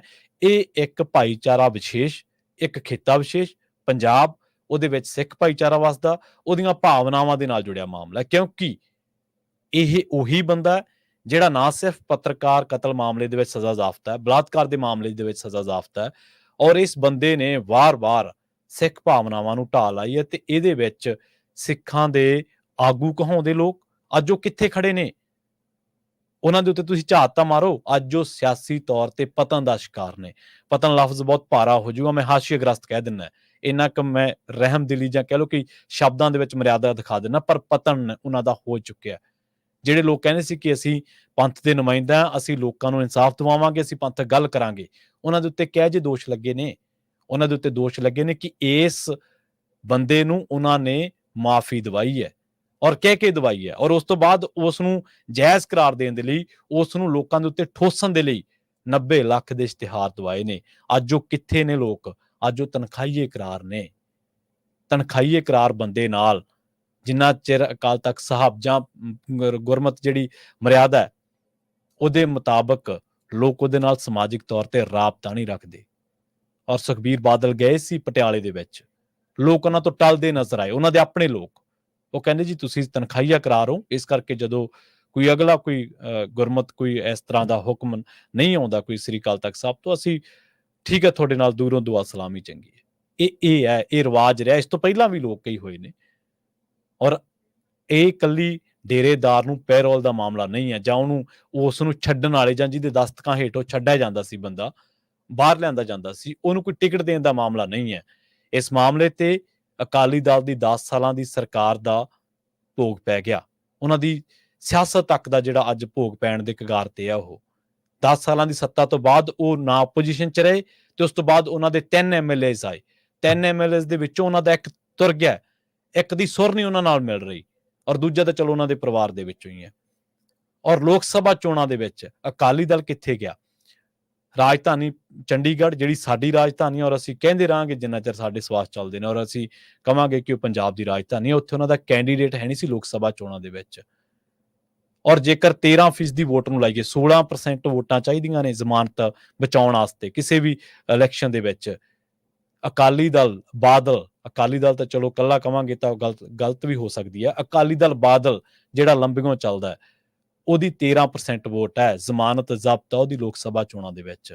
ਔਰ 10 ਸੀਟਾਂ ਜਿਹੀਆਂ ਨੇ ਜਿੱਥੇ ਜ਼ਮਾਨਤਾਂ ਸਿੱਧੀਆਂ ਜ਼ਬਤ ਹੋਈਆਂ ਨੇ, ਫਿਰੋਜ਼ਪੁਰ ਤੇ ਬਠਿੰਡਾ, ਇੱਥੇ ਉਹਨਾਂ ਨੇ ਟੱਕਰ ਦਿੱਤੀ ਹੈ। ਔਰ ਇੱਕ ਸੀਟ ਹੋਰ ਹੈ ਸ਼ਾਇਦ ਅੰਮ੍ਰਿਤਸਰ ਸਾਹਿਬ। ਔਰ ਉਸ ਤੋਂ ਬਾਅਦ 6 ਸੀਟਾਂ ਤੇ ਉਹਨਾਂ ਦੇ ਕੈਂਡੀਡੇਟ ਲੱਖ ਵੋਟ ਵੀ ਨਹੀਂ ਲਿਜਾ ਸਕੇ, ਲੱਖ ਵੋਟ। ਔਰ ਜਿੱਥੋਂ ਖਡੂਰ ਸਾਹਿਬ ਤੋਂ ਜਿਹੜੇ ਵਿਰਸਾ ਸਿੰਘ ਵਲਟੋਆ ਕਹਿੰਦੇ ਸੀਗੇ ਐਂ ਕਰਾ ਦੇਣਗੇ, ਉਹ ਕਰਾ ਦੇਣਗੇ, ਫਲਾਂ ਕਰਾ ਦੇਣਗੇ, ਉਹਨੂੰ ਲੱਖ ਵੋਟ ਵੀ ਨਹੀਂ ਪਈ। ਤੇ ਜਿਹੜਾ ਜਿੱਤ ਦਾ ਮਾਰਜਨ ਹੈ ਅੰਮ੍ਰਿਤਪਾਲ ਸਿੰਘ ਦਾ, ਉਹ ਪ੍ਰਧਾਨ ਮੰਤਰੀ ਨਾਲੋਂ ਵੀ ਜ਼ਿਆਦਾ ਹੈ। ਚਰਨਜੀਤ ਚੰਨੀ ਦਾ ਜਿੱਤ ਦਾ ਮਾਰਜਨ ਪ੍ਰਧਾਨ ਮੰਤਰੀ ਨਾਲੋਂ ਵੀ ਜ਼ਿਆਦਾ ਹੈ। 1% ਲੋਕਾਂ ਨੇ ਵੋਟਾਂ ਪਾਤੀਆਂ ਇਹਨਾਂ ਦੋ ਬੰਦਿਆਂ ਨੂੰ, 1% ਹੋ ਕੇ। ਠੀਕ ਹੈ, ਕੋਈ ਅੱਗੇ ਜਾ ਕੇ ਕਿਹੋ ਜਿਹੀ ਪ੍ਰਦਰਸ਼ਨ ਕਰੂਗਾ, ਕਿਹੋ ਜਿਹੇ ਫੈਸਲੇ ਲਊਗਾ, ਕੀ ਉਹਦੀ ਸਿਆਸੀ ਤੌਰ ਤੇ ਅਪਰੋਚ ਹੋਊਗੀ, ਇਹ ਗੱਲ ਧਿਆਨ ਦੇ ਵਿੱਚ ਰੱਖਣ ਯੋਗ ਰਹੂਗੀ। ਪਰ ਜਦੋਂ ਲੋਕ ਤੁਹਾਡੇ ਤੋਂ ਟਾਲਾ ਕਰ ਜਾਂਦੇ ਨੇ, ਜਦੋਂ ਲੋਕ ਤੁਹਾਡੇ ਤੋਂ ਪਾਸਾ ਵੱਟ ਜਾਂਦੇ ਨੇ, ਔਰ ਬੀਜੇਪੀ ਇਹਨਾਂ ਨੇ ਟਿਕਟ ਦੇ ਕੇ ਸਾਫ਼ ਕਰ ਦਿੱਤਾ ਹੈ ਕਿ ਅਸੀਂ ਇਹੋ ਜਿਹੇ ਜਿਹੜੇ ਬੰਦੇ ਨੇ, ਜਿਹੜੇ ਸਾਡੇ ਟੂਲ ਨੇ ਜਾਂ ਸਾਡੇ ਟੂਲਸ ਨੂੰ ਫੈਸਿਲਿਟੇਟ ਕਰਨਗੇ, ਉਹਨਾਂ ਨੂੰ ਅਸੀਂ ਇਸੇ ਤਰ੍ਹਾਂ ਹੀ ਨਿਵਾਚਾਂਗੇ। ਚਾਹੇ ਉਹ ਲਖੀਮਪੁਰ ਖੀਰੀ ਦਾ ਜੀ ਮਿਸ਼ਰਾ ਟੈਨੀ ਹੋਵੇ, ਚਾਹੇ ਉਹ ਬ੍ਰਿਜ ਭੂਸ਼ਣ ਹੋਵੇ, ਚਾਹੇ ਉਹ ਮਨੀਪੁਰ ਦਾ ਬੇਸ਼ਰਮ ਮੁੱਖ ਮੰਤਰੀ ਜਿਹਦੇ ਰਾਜ ਦੇ ਵਿੱਚ ਇੰਨਾ ਕੁਛ ਹੋ ਗਿਆ ਮਾਈਨੋਰਟੀਜ਼ ਦੇ ਨਾਲ, ਔਰਤਾਂ ਦੇ ਨਾਲ, ਉਹ ਹੋਵੇ, ਤੇ ਚਾਹੇ ਹੁਣ ਸੁਨੀਲ ਸਾਂਗਵਾਨ ਵਰਗਾ ਬੰਦਾ ਹੋਵੇ ਜਿਹੜਾ ਜਿਹਦੇ ਦਸਤਕਾਂ ਦੇ ਨਾਲ ਉਹ ਬਾਹਰ ਆਉਂਦਾ ਰਿਹਾ। ਔਰ ਕਿਸੇ ਮਾਮਲੇ 'ਚ ਤੁਹਾਨੂੰ ਕੋਈ ਮਿਸਾਲੀ ਕਾਰਵਾਈ ਨਜ਼ਰ ਨਹੀਂ ਆਉਂਦੀ। ਔਰ ਪੱਛਮੀ ਬੰਗਾਲ ਹੋਵੇ ਚਾਹੇ ਪੰਜਾਬ ਹੋਵੇ। ਔਰ ਇੱਥੇ ਪੰਜਾਬ ਦੇ ਜਿਹੜੇ ਭਾਜਪਾਈ ਨੇ, ਉਹਨਾਂ ਨੂੰ ਵੀ ਆਪਣੀ ਸਿਆਸਤ ਦੇਖ ਲੈਣੀ ਚਾਹੀਦੀ ਹੈ ਕਿ ਤੁਸੀਂ ਉਹਨਾਂ ਲੋਕਾਂ ਨਾਲ ਹੋ ਜਿਹੜੇ ਲੋਕ ਉਹਨੂੰ ਵਾਰ-ਵਾਰ ਬਾਹਰ ਲਿਆਉਂਦੇ ਨੇ ਔਰ ਚਿੜਾਉਂਦੇ ਨੇ ਮੂੰਹ। 3 ਸਰਕਾਰਾਂ ਆਲਰੇਡੀ ਚਲੀਆਂ ਗਈਆਂ ਨੇ, ਜਿਵੇਂ 10 ਸਾਲ ਦੀ ਸਰਕਾਰ ਅਕਾਲੀ ਦਲ ਦੀ, ਉਸ ਤੋਂ ਬਾਅਦ ਕੈਪਟਨ ਅਮਰਿੰਦਰ ਸਿੰਘ, ਔਰ ਉਹ ਜਿਸ ਤਰੀਕੇ ਦੇ ਨਾਲ ਉਹਨੂੰ ਤੋਰਿਆ ਗਿਆ, ਉਹ ਤੇ ਹੁਣ ਜਿਹੜੇ ਤੀਜੇ ਆਏ ਨੇ, ਇਹਨਾਂ ਦੇ ਉੱਤੇ ਵੀ ਲੋਕਾਂ ਦੀ ਅੱਖ ਹੈ। ਔਰ ਇਹ ਮਾਮਲਾ ਕੱਲਾ ਡੇਰੇਦਾਰ ਨਾਲ ਨਹੀਂ ਜੁੜਿਆ ਹੋਇਆ। 2015 ਦੇ ਵਿੱਚ ਇਸ ਤੋਂ ਬਾਅਦ ਗੋਲੀकांड ਵਾਪਰਿਆ, ਉਸ ਤੋਂ ਬਾਅਦ ਪੰਜਾਬ ਦੀ ਸਿਆਸੀ ਹਾਲਾਤ ਬਦਲੇ, ਔਰ 2 ਵੱਡੇ ਘਰਾਣੇ ਜਿਹੜੇ ਪੰਜਾਬ ਦੀ ਸਿਆਸਤ ਨੂੰ ਚਲਾਉਂਦੇ ਸੀ, ਜਿਹੜੇ ਕਹਿੰਦੇ ਸੀ ਸਾਡਾ ਸਿਆਸੀ ਸਮੀਕਰਨ ਤੇ ਕਬਜ਼ਾ ਹੈ, ਅਸੀਂ ਮੈਂਬਰ ਪੰਚਾਇਤ ਦੀ ਚੋਣ ਤੋਂ ਲੈ ਕੇ MLAs, MP, ਲੋਕਲ ਚੋਣਾਂ, ਬਲਾਕ ਸੰਮਤੀ, ਜ਼ਿਲ੍ਹਾ ਪ੍ਰੀਸ਼ਦ, ਮਿਊਨਿਸਪਲ ਕਾਰਪੋਰੇਸ਼ਨ, ਨਿਗਮ ਦੀਆਂ ਚੋਣਾਂ, ਉਹ ਸਾਡੇ ਮੁਤਾਬਕ ਚੱਲਣਗੀਆਂ। ਅਸੀਂ ਜਿਹੜਾ ਨਤੀਜਾ ਕੱਢਾਂਗੇ ਉਹੀ ਹੋਊਗਾ। ਅਸੀਂ ਜਿਹੜਾ ਕੈਂਡੀਡੇਟ ਜਿੱਥੇ ਚਾਹਾਂਗੇ ਹਰਾ ਦਿਆਂਗੇ ਪੂਰੇ ਪੰਜਾਬ ਦੇ ਵਿੱਚ, ਜਿੱਥੇ ਚਾਹਾਂਗੇ ਅਸੀਂ ਜਿਤਾ ਦਿਆਂਗੇ। ਅੱਜ ਉਹ ਬੰਦੇ ਦਿਖਾਈ ਨਹੀਂ ਦੇ ਰਹੇ ਇਹਨਾਂ ਮਾਮਲਿਆਂ ਤੋਂ ਬਾਅਦ। ਇੰਨਾ ਪੰਜਾਬ ਦੇ ਵਿੱਚ ਸਿਆਸੀ ਤਬਦੀਲੀ ਆਈ ਹੈ। ਔਰ ਜਿਹੜਾ ਮੁੱਖ ਮੰਤਰੀ ਕਹਿ ਕੇ ਆਇਆ ਸੀਗਾ ਕਿ ਮੈਂ ਇਨਸਾਫ ਦਿਵਾਉਂਗਾ ਤੁਹਾਨੂੰ, ਔਰ ਉਹ ਬਾਈਬਲ ਕਲਾਂ ਵੀ ਗਿਆ, ਉਹ ਗੋਲੀकांड ਦੇ ਪਰਿਵਾਰਾਂ ਨਾਲ ਵੀ ਮਿਲਿਆ, ਉਹਨੂੰ 4.5 ਸਾਲ ਬਾਅਦ ਬੇਇੱਜ਼ਤ ਕਰਕੇ ਤੋੜ ਦਿੱਤਾ ਗਿਆ, ਕਿਉਂਕਿ ਲੋਕ ਭਰੋਸਾ ਨੇ ਉਸ ਬੰਦੇ ਕੋਲੇ ਰਿਹਾ। ਔਰ ਪਾਰਟੀ ਨਹੀਂ ਤੋੜਤਾ, ਲੋਕਾਂ ਨੇ ਤਾਂ ਚਲੋ ਵੋਟਾਂ ਦੇ ਵਿੱਚ ਫੈਸਲਾ ਕਰਨਾ ਸੀ। ਪਾਰਟੀ ਨੂੰ ਜਦੋਂ ਲੱਗਿਆ ਕਿ ਹੁਣ ਇੱਥੇ ਦਮ ਨਹੀਂ ਹੈ ਇਹਦੀ ਪੋਲਿਟਿਕਸ ਦੇ ਵਿੱਚ, ਇਹ ਬੰਦਾ ਲੋਕਾਂ ਦੀ ਭਰੋਸੇਯੋਗਤਾ ਔਰ ਸਿਆਸੀ ਮਿਆਰ ਤੋਂ ਖੁੰਝ ਚੁੱਕਿਆ ਹੈ, ਇਹਦੇ ਵਿੱਚ ਹੁਣ ਫਿਊਚਰ ਸਾਨੂੰ ਨਜ਼ਰ ਨਹੀਂ ਆ ਰਿਹਾ। ਕਿਉਂਕਿ ਪਾਰਟੀਆਂ ਨੂੰ ਉਹ ਬੰਦੇ ਚਾਹੀਦੇ ਨੇ ਜਿਹੜੇ ਲੋਕਾਂ 'ਚ ਖੜ ਸਕਣ। ਪਾਰਟੀਆਂ ਨੂੰ ਲੋਕ ਚਾਹੀਦੇ ਨੇ, ਔਰ ਚਾਹੇ ਉਹ ਕੋਈ ਮਰਜ਼ੀ ਆ, ਉਹ ਪਾਰਟੀਆਂ ਉਦੋਂ ਉਹਨੂੰ ਲਾਂਭੇ ਕਰ ਦਿੰਦੀਆਂ ਜਦੋਂ ਉਹਦਾ ਕੰਮ ਖਤਮ ਹੋ ਜਾਂਦਾ, ਜਾਂ ਉਹਦੀ ਵਰਤੋਂ ਉਸ ਤੋਂ ਬਾਅਦ ਨਹੀਂ ਰਹਿੰਦੀ, ਉਹ ਵਰਤੋਂ ਕਾਰ ਨਹੀਂ ਰਹਿੰਦਾ। ਇਹ pick choose and use and throw ਵਾਲੀ ਜਿਹੜੀ, ਜਿਵੇਂ ਆਪਾਂ ਲੋਕ ਆਮ ਹੀ ਗੱਲ ਕਰਦੇ ਹੁੰਦੇ ਆ ਕਿ ਛਾਂਟ ਲਓ, ਦੇਖ ਲਓ, ਪਰਖ ਲਓ, ਵਰਤ ਲਓ ਤੇ ਉਸ ਤੋਂ ਬਾਅਦ ਸਿੱਟ ਦਿਓ। ਉਹ ਇਹ ਉਹੀ ਸਿਸਟਮ ਹੈ ਸਾਰਾ ਸਿਆਸੀ ਸਿਸਟਮ ਦੇ ਵਿੱਚ। ਔਰ ਜਿਹੜੇ ਬੰਦੇ ਅੱਜ ਇਸ ਚੀਜ਼ਾਂ ਤੇ ਰਿਐਕਟ ਨਹੀਂ ਕਰ ਰਹੇ, ਭਾਜਪਾਈਆਂ ਨੂੰ, ਪੰਜਾਬ ਦਿਆਂ ਨੂੰ ਸਵਾਲ ਨਹੀਂ ਕਰ ਰਹੇ। ਇਹ ਇਕੱਲਾ ਮਸਲਾ ਇਹ ਨਹੀਂ ਗੇ ਕਿ ਚਲੋ ਤੁਸੀਂ ਹਰਿਆਣੇ ਦੇ ਵਿੱਚ ਪੋਲਿਟਿਕਸ ਕਰਨੀ ਹੈ, ਤੁਸੀਂ ਉੱਥੇ ਆਪਦੀ ਪੋਲਿਟਿਕਸ ਦੇਖ ਲਓ। ਏਦਾਂ ਪੋਲਿਟਿਕਸ ਨਹੀਂ ਚੱਲਦੀ ਹੁੰਦੀ ਕਿ ਤੁਸੀਂ ਜਿੱਥੇ ਤੁਹਾਨੂੰ ਠੀਕ ਲੱਗਦਾ ਕਿ ਇੱਥੇ ਆਹ ਜਾਤੀ ਸਮੀਕਰਨ ਹੈ, ਇੱਥੇ ਆਹ ਬੰਦਾ ਵੋਟ ਦੇ ਰਿਹਾ, ਉੱਥੇ ਦੇ ਲਓ। ਉਸ ਤੋਂ ਬਾਅਦ ਅਗਲੇ ਖਿੱਤੇ ਦੇ ਵਿੱਚ ਤੁਸੀਂ ਜਾਂਦੇ ਹੋ ਤਾਂ ਉੱਥੇ ਕਹਿੰਦੇ ਹੋ ਕਿ ਉੱਥੇ ਤੁਸੀਂ ਲੁਕੋ ਲੈਂਦੇ ਹੋ, ਕੱਛ ਚ ਲੈ ਲੈਂਦੇ ਹੋ ਚੀਜ਼ਾਂ ਨੂੰ ਕਿ ਨਹੀਂ ਹੁਣ ਇਹ ਨਹੀਂ ਜੀ, ਏਦਾਂ ਪੋਲਿਟਿਕਸ ਨਹੀਂ ਚੱਲਦੀ। ਪੰਜਾਬ ਦੇ ਭਾਜਪਾਈਆਂ ਨੂੰ ਵੀ ਲੋਕਾਂ ਨੂੰ ਜਵਾਬ ਦੇਣਾ ਚਾਹੀਦਾ ਵੀ ਤੁਸੀਂ ਇਹੋ ਜਿਹੇ ਮਾਮਲਿਆਂ ਦੇ ਵਿੱਚ ਉਹਨਾਂ ਦੇ ਨਾਲ ਹੋ ਜਾਂ ਫਿਰ ਤੁਸੀਂ ਪੰਜਾਬ ਦੀ ਕਦੇ ਗੱਲ ਕਰੋਗੇ। ਪਰ ਇਹਨਾਂ ਨੇ ਸਾਬਤ ਕੀਤਾ ਹੋਇਆ, ਇਹਨਾਂ ਨੇ ਕਿਸਾਨ ਅੰਦੋਲਨ ਦੀ ਗੱਲ ਕਰ ਲਓ, ਨੋਟਬੰਦੀ ਦੀ ਗੱਲ ਕਰ ਲਓ, GST ਦੀ ਗੱਲ ਕਰ ਲਓ, ਫੈਡਰਲਿਜ਼ਮ ਦੇ ਕਿਸੇ ਵੀ ਮਾਮਲੇ ਦੀ ਗੱਲ ਕਰ ਲਓ, ਇਹਨਾਂ ਨੇ ਸਾਬਤ ਕੀਤਾ ਹੋਇਆ ਕਿ ਇਹ ਦਿੱਲੀ ਦੇ ਨਾਲ ਖੜੇ ਨੇ, ਪੰਜਾਬ ਦੇ ਨਾਲ ਨਹੀਂ ਖੜੇ। ਔਰ ਅਸੀਂ ਇਸੇ ਕਰਕੇ ਇਹ ਕਹਿਣੇ ਹੁੰਦੇ ਕਿ ਅਕਾਲੀ ਦਲ ਜਾਂ ਪੰਜਾਬ ਦੀ ਕੋਈ ਵੀ ਖੇਤਰੀ ਪਾਰਟੀ, ਉਹਦਾ ਹੋਣਾ ਬਹੁਤ ਜ਼ਰੂਰੀ ਹੈ ਸਿਆਸੀ ਤੌਰ ਤੇ। ਅਕਾਲੀ ਦਲ ਬਾਦਲ ਦੀ ਨਹੀਂ ਮੈਂ ਗੱਲ ਕਰ ਰਿਹਾ, ਮੈਂ ਅਕਾਲੀ ਦਲ ਦੀ ਗੱਲ ਕਰ ਰਿਹਾ। ਔਰ ਉਹ ਅਕਾਲੀ ਦਲ ਜਿਹੜਾ ਪੰਥ ਨੂੰ ਪਰਨਾਇਆ ਹੋਵੇ, ਉਹ ਅਕਾਲੀ ਦਲ ਜਿਹੜਾ ਪੰਜਾਬ ਦੀ ਤਰਜਮਾਨੀ ਕਰ ਸਕੇ, ਅਗਵਾਈ ਕਰ ਸਕੇ ਔਰ ਦਿੱਲੀ ਦੇ ਵੱਲ ਝਾਕ ਕੇ ਬਗੈਰ ਪੰਜਾਬ ਦੇ ਵੱਲ ਸਿੱਧ ਕਰਕੇ, ਪੰਜਾਬ ਦੇ ਲੋਕਾਂ ਵੱਲ ਮੂੰਹ ਕਰਕੇ ਉਹ ਫੈਸਲੇ ਲਵੇ। ਇਹੋ ਜਿਹਾ ਕੋਈ ਖੇਤਰੀ ਪਾਰਟੀ, ਇਹੋ ਜਿਹਾ ਅਕਾਲੀ ਦਲ ਪੰਜਾਬ ਨੂੰ ਚਾਹੀਦਾ। ਔਰ ਇਹ ਖੇਤਰੀ ਪਾਰਟੀਆਂ ਇਹ ਨਹੀਂ ਹੁੰਦੀਆਂ ਕਿ ਵੋਟਾਂ ਆ ਗਈਆਂ ਸਾਨੂੰ ਵੋਟਾਂ ਪਾ ਦਿਓ, ਸਾਨੂੰ ਗੱਦੀ ਤੇ ਬਿਠਾ ਦਿਓ। ਖੇਤਰੀ ਪਾਰਟੀਆਂ ਤਰਜਮਾਨੀ ਕਰਦੀਆਂ ਨੇ, ਚਾਹੇ ਉਹ ਰਾਜ ਸਭਾ ਹੋਵੇ, ਚਾਹੇ ਉਹ ਵਿਧਾਨ ਸਭਾ ਹੋਵੇ ਤੇ ਚਾਹੇ ਉਹ ਲੋਕ ਸਭਾ ਹੋਵੇ। ਉਹ ਦੱਸਦੀਆਂ ਨੇ, ਉਹ ਅੜਦੀਆਂ ਨੇ, ਉਹ ਸਟੈਂਡ ਲੈਂਦੀਆਂ ਨੇ ਕਿ ਸਾਡੇ ਲੋਕਾਂ ਦੇ ਆਹ ਮਸਲੇ ਨੇ। ਇਹ ਹੁੰਦਾ ਖੇਤਰੀ ਪਾਰਟੀਆਂ। ਔਰ ਸਾਊਥ ਦੀਆਂ ਖੇਤਰੀ ਪਾਰਟੀਆਂ ਤੁਸੀਂ ਜੇਕਰ ਕਿਸੇ ਦਿਨ, ਹਾਂ ਘੁਟਾਲੇਬਾਜ਼ ਉਧਰ ਵੀ ਨੇ, ਲੋਕ ਕਰਪਟ ਉਧਰ ਵੀ ਨੇ, ਪਰ ਆਪਣੇ ਲੋਕਾਂ ਦੀ ਗੱਲ ਜ਼ਰੂਰ ਕਰਦੇ ਨੇ, ਆਪਣੀ ਬੋਲੀ ਦੀ ਗੱਲ ਕਰਦੇ ਨੇ, ਸਵੈ ਮਾਨ ਦੇ ਨਾਲ ਕਰਦੇ ਨੇ। ਇਹ ਨਹੀਂਗਾ ਕਿ ਝਿਪ ਕੇ ਡਿਪਲੋਮੈਟਿਕ ਤਰੀਕੇ ਦੇ ਨਾਲ ਅੱਜ ਹੀ ਦੁਕਾਨਾਂ ਤੇ ਤਾਂ ਅਸੀਂ ਬੋਰਡ ਲਵਾ ਦਿਆਂਗੇ ਪੰਜਾਬੀ ਦੇ, ਪਰ ਅਮਲੀ ਰੂਪ ਦੇ ਵਿੱਚ ਪੰਜਾਬੀ ਸਾਨੂੰ ਕਿਤੇ ਨਜ਼ਰ ਨਹੀਂ ਆਉਣੀ। ਏਦਾਂ ਨਹੀਂ ਉਹ ਚੱਲਦੇ। ਉਹ ਪ੍ਰਧਾਨ ਮੰਤਰੀ ਦੀ ਹਾਜ਼ਰੀ ਦੇ ਵਿੱਚ, ਮੌਜੂਦਗੀ ਦੇ ਵਿੱਚ ਉਹ ਮੰਚਾਂ ਤੋਂ ਕਹਿੰਦੇ ਨੇ ਸਾਡੇ ਤੇ ਹਿੰਦੀ ਨਾ ਥੋਪੋ। ਉਹ ਅਮਿਤ ਸ਼ਾਹ ਜੀ ਨੂੰ ਚਾਣਕਿਆ ਕਹਿੰਦੇ ਨੇ, ਇਹ ਜਿਹੜੇ ਇਹਨਾਂ ਦੇ ਭਗਤ ਨੇ, ਉਹ ਉਹਨਾਂ ਦੇ ਮੌਜੂਦਗੀ ਦੇ ਵਿੱਚ ਕਹਿੰਦੇ ਨੇ ਕਿ ਸਾਡੇ ਤੇ ਹਿੰਦੀ ਨਾ ਥੋਪੀ ਜਾਏ। RSS ਦਾ, ਭਾਜਪਾ ਦਾ ਜ਼ੋਰ ਲੱਗਿਆ ਹੋਇਆ ਇੱਕ ਦੇਸ਼ ਇੱਕ ਭਾਸ਼ਾ, ਇੱਕ ਰਾਸ਼ਟਰ ਇੱਕ ਭਾਸ਼ਾ। ਉਹ ਕਹਿੰਦੇ ਨਹੀਂ, ਤੁਸੀਂ ਇਹ ਆਪਦਾ ਕੰਮ ਉੱਤਰ ਭਾਰਤ ਤੱਕ ਜਾਂ ਦਿੱਲੀ ਤੱਕ ਰੱਖੋ, ਬਸ ਸਾਡੇ ਇੱਧਰ ਨਾ ਲਓ। ਉਹ ਠੋਕ ਕੇ ਕਹਿੰਦੇ ਨੇ ਔਰ ਲੋਕ ਉਹਨਾਂ ਨੂੰ ਵੋਟਾਂ ਪਾਉਂਦੇ ਨੇ ਕਿਉਂਕਿ ਉਹਨਾਂ ਨੂੰ ਲੱਗਦਾ ਕਿ ਜੇ ਇਸ ਤਰ੍ਹਾਂ ਦੇ ਸਟੈਂਡ ਅਸੀਂ ਨਾ ਲਏ ਤਾਂ ਲੋਕ ਸਾਨੂੰ ਦਰਕਨਾਰ ਕਰ ਦੇਣਗੇ। ਪ੍ਰਜਵਲ ਰੰਨਾ ਵਾਲਾ ਮਾਮਲਾ, ਉਹਨਾਂ ਦਾ ਪਰਿਵਾਰ ਅੱਜ ਮੈਂਬਰੀ ਜਿੱਤਣ ਜੋਗਾ ਨਹੀਂ, ਪਿੰਡ ਦੀ ਮੈਂਬਰੀ ਲੜਨ ਜੋਗਾ। ਐਸਾ ਲੋਕਾਂ ਨੇ ਉਹਨਾਂ ਤੋਂ ਮੂੰਹ ਵੱਟਿਆ ਔਰ ਕਿਉਂਕਿ ਉਹਨਾਂ ਤੇ ਦੋਸ਼ ਬੜਿਆ ਭੈੜਾ ਲੱਗਿਆ ਕਿਰਦਾਰ ਤੌਰ ਤੇ। ਖੈਰ, ਆਪਾਂ ਪ੍ਰੋਗਰਾਮ ਖਬਰ ਤੇ ਨਜ਼ਰ ਦੇ ਵਿੱਚ ਸਮਾਂ 3 ਮਿੰਟ ਦਾ ਜ਼ਿਆਦਾ ਲੈ ਗਏ ਹਾਂ। ਪੰਜਾਬੀ ਰੇਡੀਓ USA ਦੀ ਅਗਲੀ ਪੇਸ਼ਕਸ਼ ਪ੍ਰੋਗਰਾਮ ਅਪਡੇਟ ਅਮਰੀਕਾ ਪ੍ਰੋਗਰਾਮ ਦੇ ਵਿੱਚ ਅੱਜ ਵਾਰੀ ਅਪਡੇਟ ਟਰੱਕਿੰਗ ਸੈਗਮੈਂਟ ਦੀ। ਟਰੱਕਿੰਗ ਸੈਗਮੈਂਟ ਦੇ ਵਿੱਚ ਆਪਾਂ ਗੱਲਬਾਤ ਕਰਦੇ ਹੁੰਦੇ ਹਾਂ ਟਰੱਕਿੰਗ ਦੇ ਵਿੱਚ ਕੀ ਕੁਝ ਚੱਲ ਰਿਹਾ, ਕੀ ਕੁਝ ਨਵੀਆਂ ਖਬਰਾਂ ਨੇ, ਕੀ ਕੁਝ ਮਸਲੇ ਨੇ ਔਰ ਉਹਨਾਂ ਮਸਲਿਆਂ ਦੇ ਵਿੱਚ ਤੁਸੀਂ ਵੀ ਜੁੜ ਸਕਦੇ ਹੋ। 408 272 5200 ਸਟੂਡੀਓ ਦਾ ਨੰਬਰ ਹੈ। ਬਹੁਤ ਬਹੁਤ ਧੰਨਵਾਦ। ਸਤਿ ਸ਼੍ਰੀ ਅਕਾਲ।